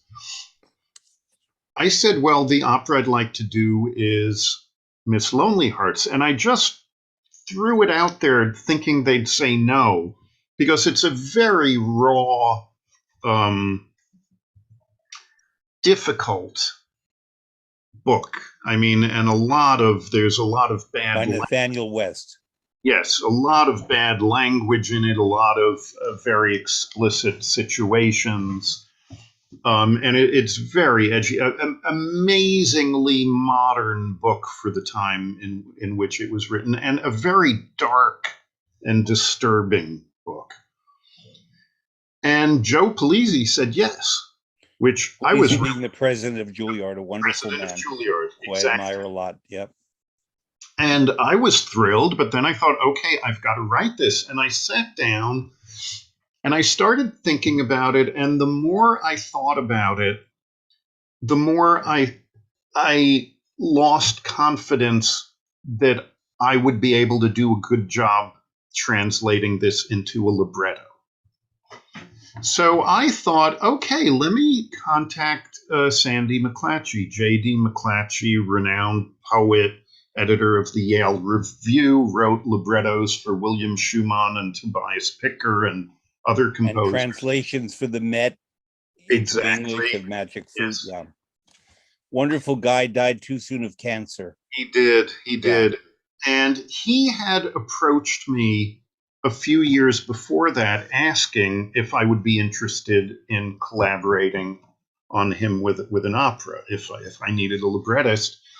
And I politely rejected him, saying that I wrote the first libretto to my opera, and I intend to do so for my upcoming opera. So that was fine, but then I decided I needed a librettist, so I reapproached him, and we agreed to meet at his fantastic apartment in the police building downtown, that elaborate old police building with, I remember, floor to ceiling bookcases, the kind of, what you'd imagine as an esteemed writer living in, with all these books and everything.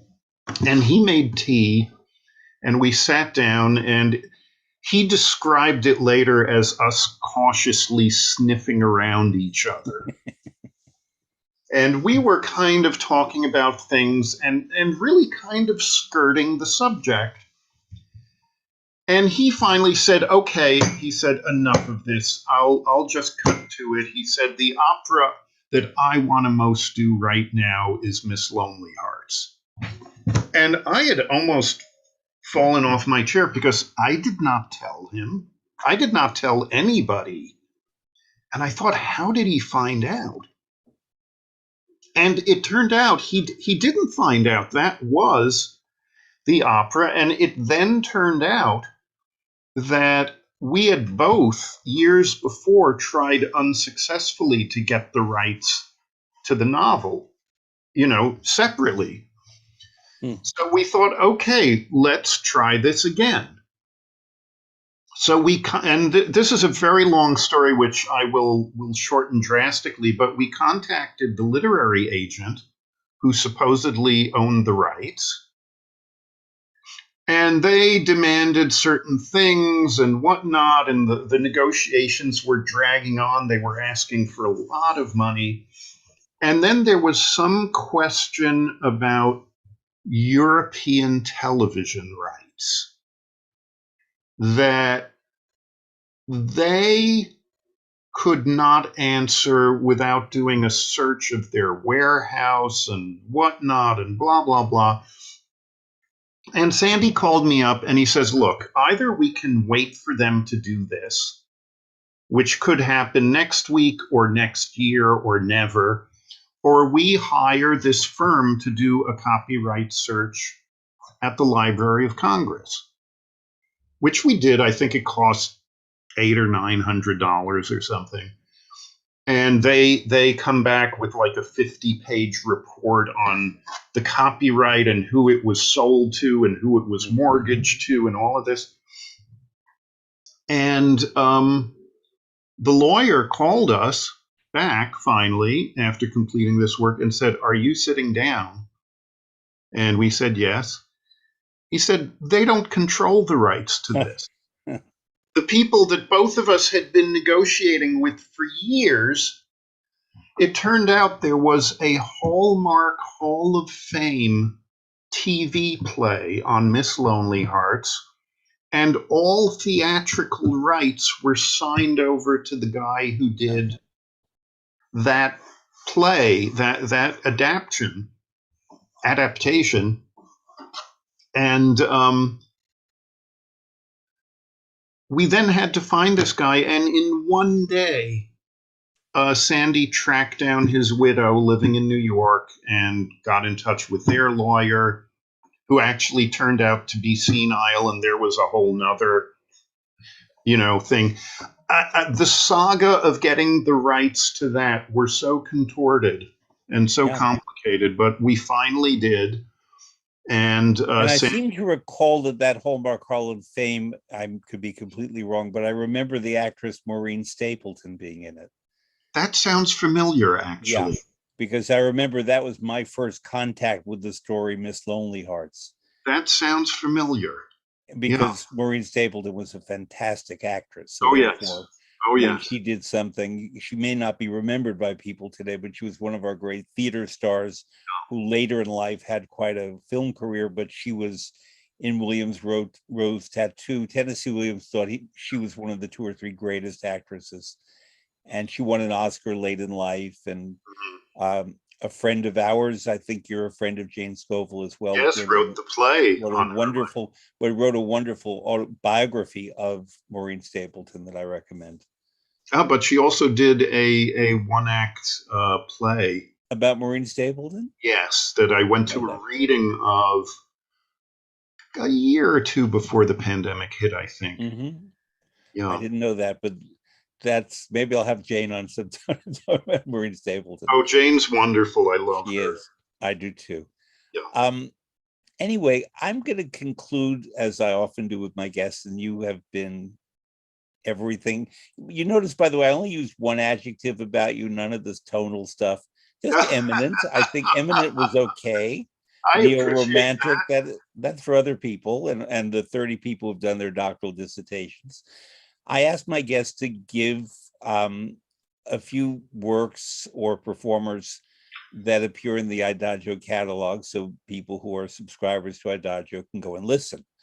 And we have Wagner's Gotterdammerung, which is a work I love, obviously, and I always say about that, it's 6 hours and there's not one extra note. Every note is the right note. Conducted by Pierre Boulez in the famous Bayreuth performance from 1976, I think. Shostakovich, Symphony Number 10. Now, Shostakovich requires no defense from me because I adore Shostakovich. Why Symphony Number 10 in E minor? It's my favorite of the symphonies, and that particular performance is one of the most exciting imaginable. I mean, the second movement, that ominous scherzo that supposedly depicts Stalin, is one of the most hair-raising performances one could ever hear. Could I just say a word about the Götterdämmerung? Of course. Because there's a reason I picked that particular performance. Not because it's my favorite performance, but because I was there when they made it. Wow. And my conducting teacher, I was 19 years old. I was at Juilliard studying composition with David Diamond and piano with Jacob Lateiner. My conducting teacher was this old Hungarian maestro named Laszlo Halas. Yes, I knew. Founded New York City Opera with Mayor Fiorello LaGuardia. And he was trying to convince me to give up composing and become an opera conductor. Because he had no use for music written after Strauss, maybe Stravinsky. And he got into very heated arguments with my composition teacher, David Diamond, because Diamond knew he was trying to get me to become a conductor. And in fact, there was one night at our house when we had them both over for dinner where I had to hold Diamond's arm back because he was about to throw his scotch in Hollis's face over this argument. So anyway, Hollis did a very old-fashioned thing and sent me to Germany. He told me to get on a plane with letters of recommendation in my pocket that I was supposed to go backstage to these opera houses and hand to Karl Berb, Wolfgang Sawallisch, Wolfgang Wagner. There was some guy in Salzburg named Tibor Nekola or something like that. I never made it to Salzburg, actually. And what I didn't know at the time was that Hollis, after the Second World War, was head of the Allied Music Committee, and he got these conductor extra rationings, helped them through the whole post-war, process, and that they owed him favors, and they were grateful to him.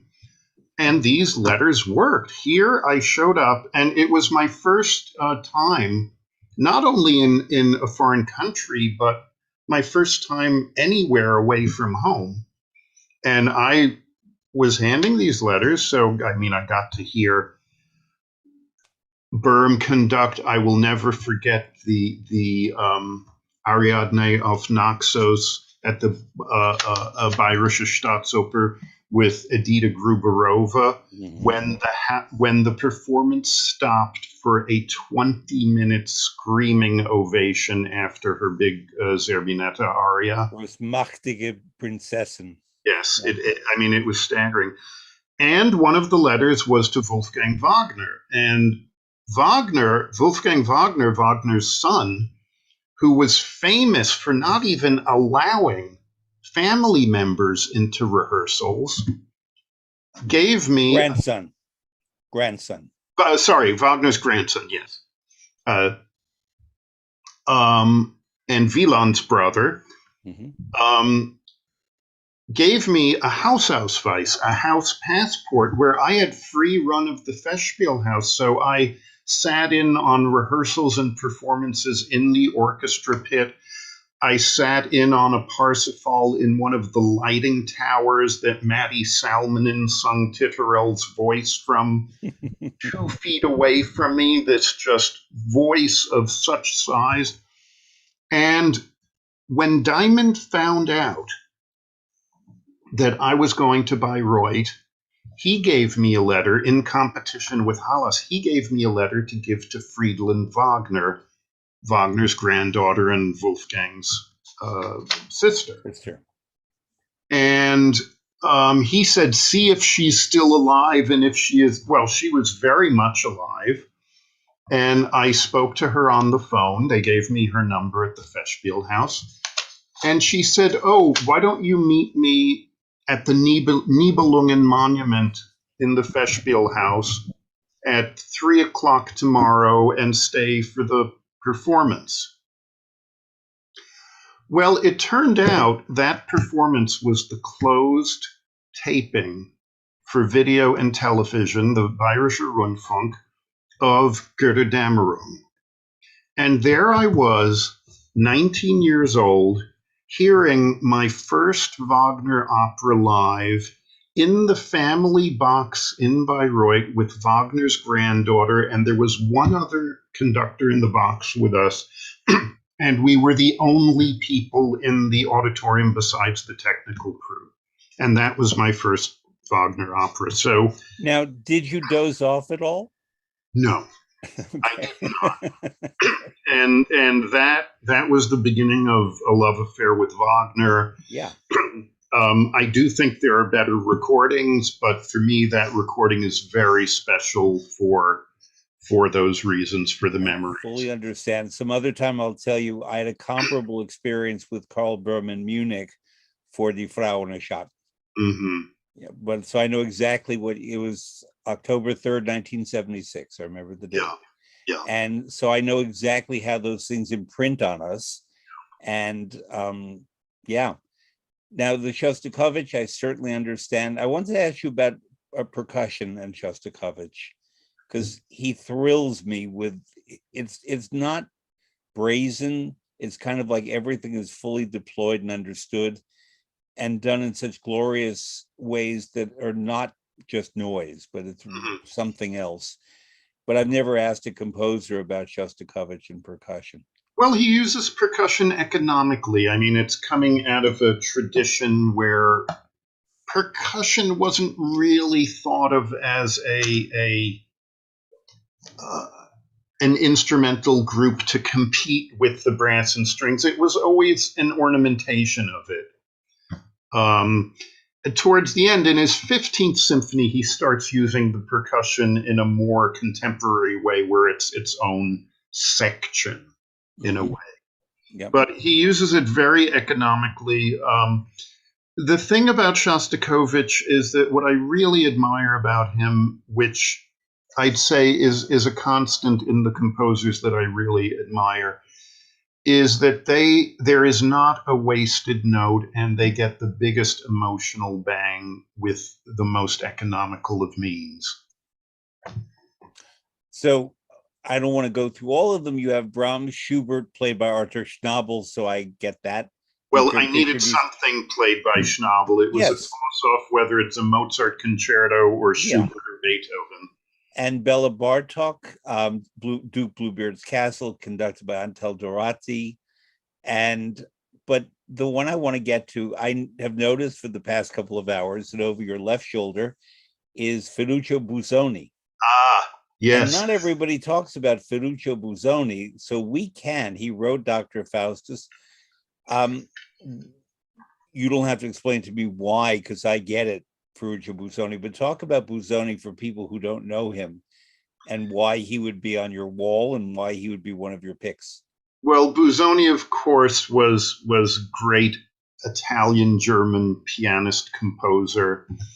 One of the first kind of compositional, kind of visionary experimentors, where he wrote a famous essay about the future of music and whatnot. There's just something very personal that connects me with Busoni's music. I really love it. It's very individual. It's not to everyone's taste. I would say that Dr. Faustus is probably my favorite opera. And for me, has the most thrilling high C in all of opera. And that's right at the beginning when Faust summons up the spirits of the different demons or whatever you call them. And the first one starts very low and slow, and it's like a bass, and I think it's Asmodeus. And he says, I am as quick as a leaf falling down from a tree. And the second one, I forget his name, I'm as quick as a horse galloping. And they each get quicker and quicker, and the voice gets higher and higher. And there's a different little vignette of music for each of them. The last one is Mephistopheles, and and Faust asks each of them, "How fast are you?" And Mephistopheles' answer is, "Ich bin geschwind als wie des Menschen Gedanke."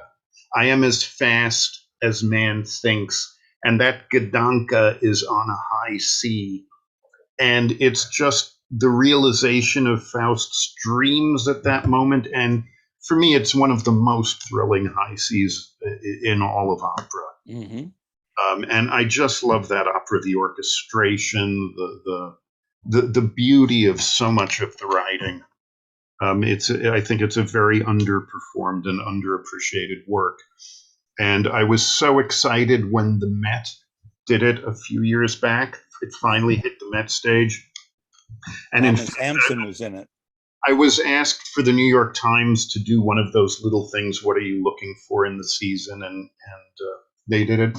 And then it turned out to be one of these, productions where everyone was in black trench coats and Faust was playing with himself in the bed and all of that stuff. And I wish if somebody did just a real kind of Steven Spielberg production of it based on what Busoni envisioned, it could be spectacular. You know, so much of the contemporary music ethos is about original intentions and performance intentions and what the composer meant, but somehow they don't do that with productions. The composer's intentions are the first thing to be erased there. And you know, if somebody set Dorian Gray on the moon, I would have written very different music for it. Yeah. You know. I recently in Paris, a little before the pandemic, they did a La Boheme set on the moon. Oh, they did? Oh, there you go. Was the producer. It didn't work. Well, no wonder her hand was cold. With that, Lowell Liebermann, thank you for all the education that you gave to my worldwide audience. And for this me, has been fun. And my God, we ran considerably over, didn't we? Well, there's no over. Okay. No over. I don't use that. I mean, except for my wonderful, thank you, Johan in Berlin, my wonderful engineer, who's up late at night. But I think that we used our time well. I think that's what the important thing. Great. Well, I had fun. I did too. Thank you. Keep up the good work. I look forward to hearing film music from you. I think that's an area. You just mentioned Steven Spielberg, so let's send this to him and he can start thinking about it. All right. Well, it's been great talking to you. Likewise. See you soon, I hope.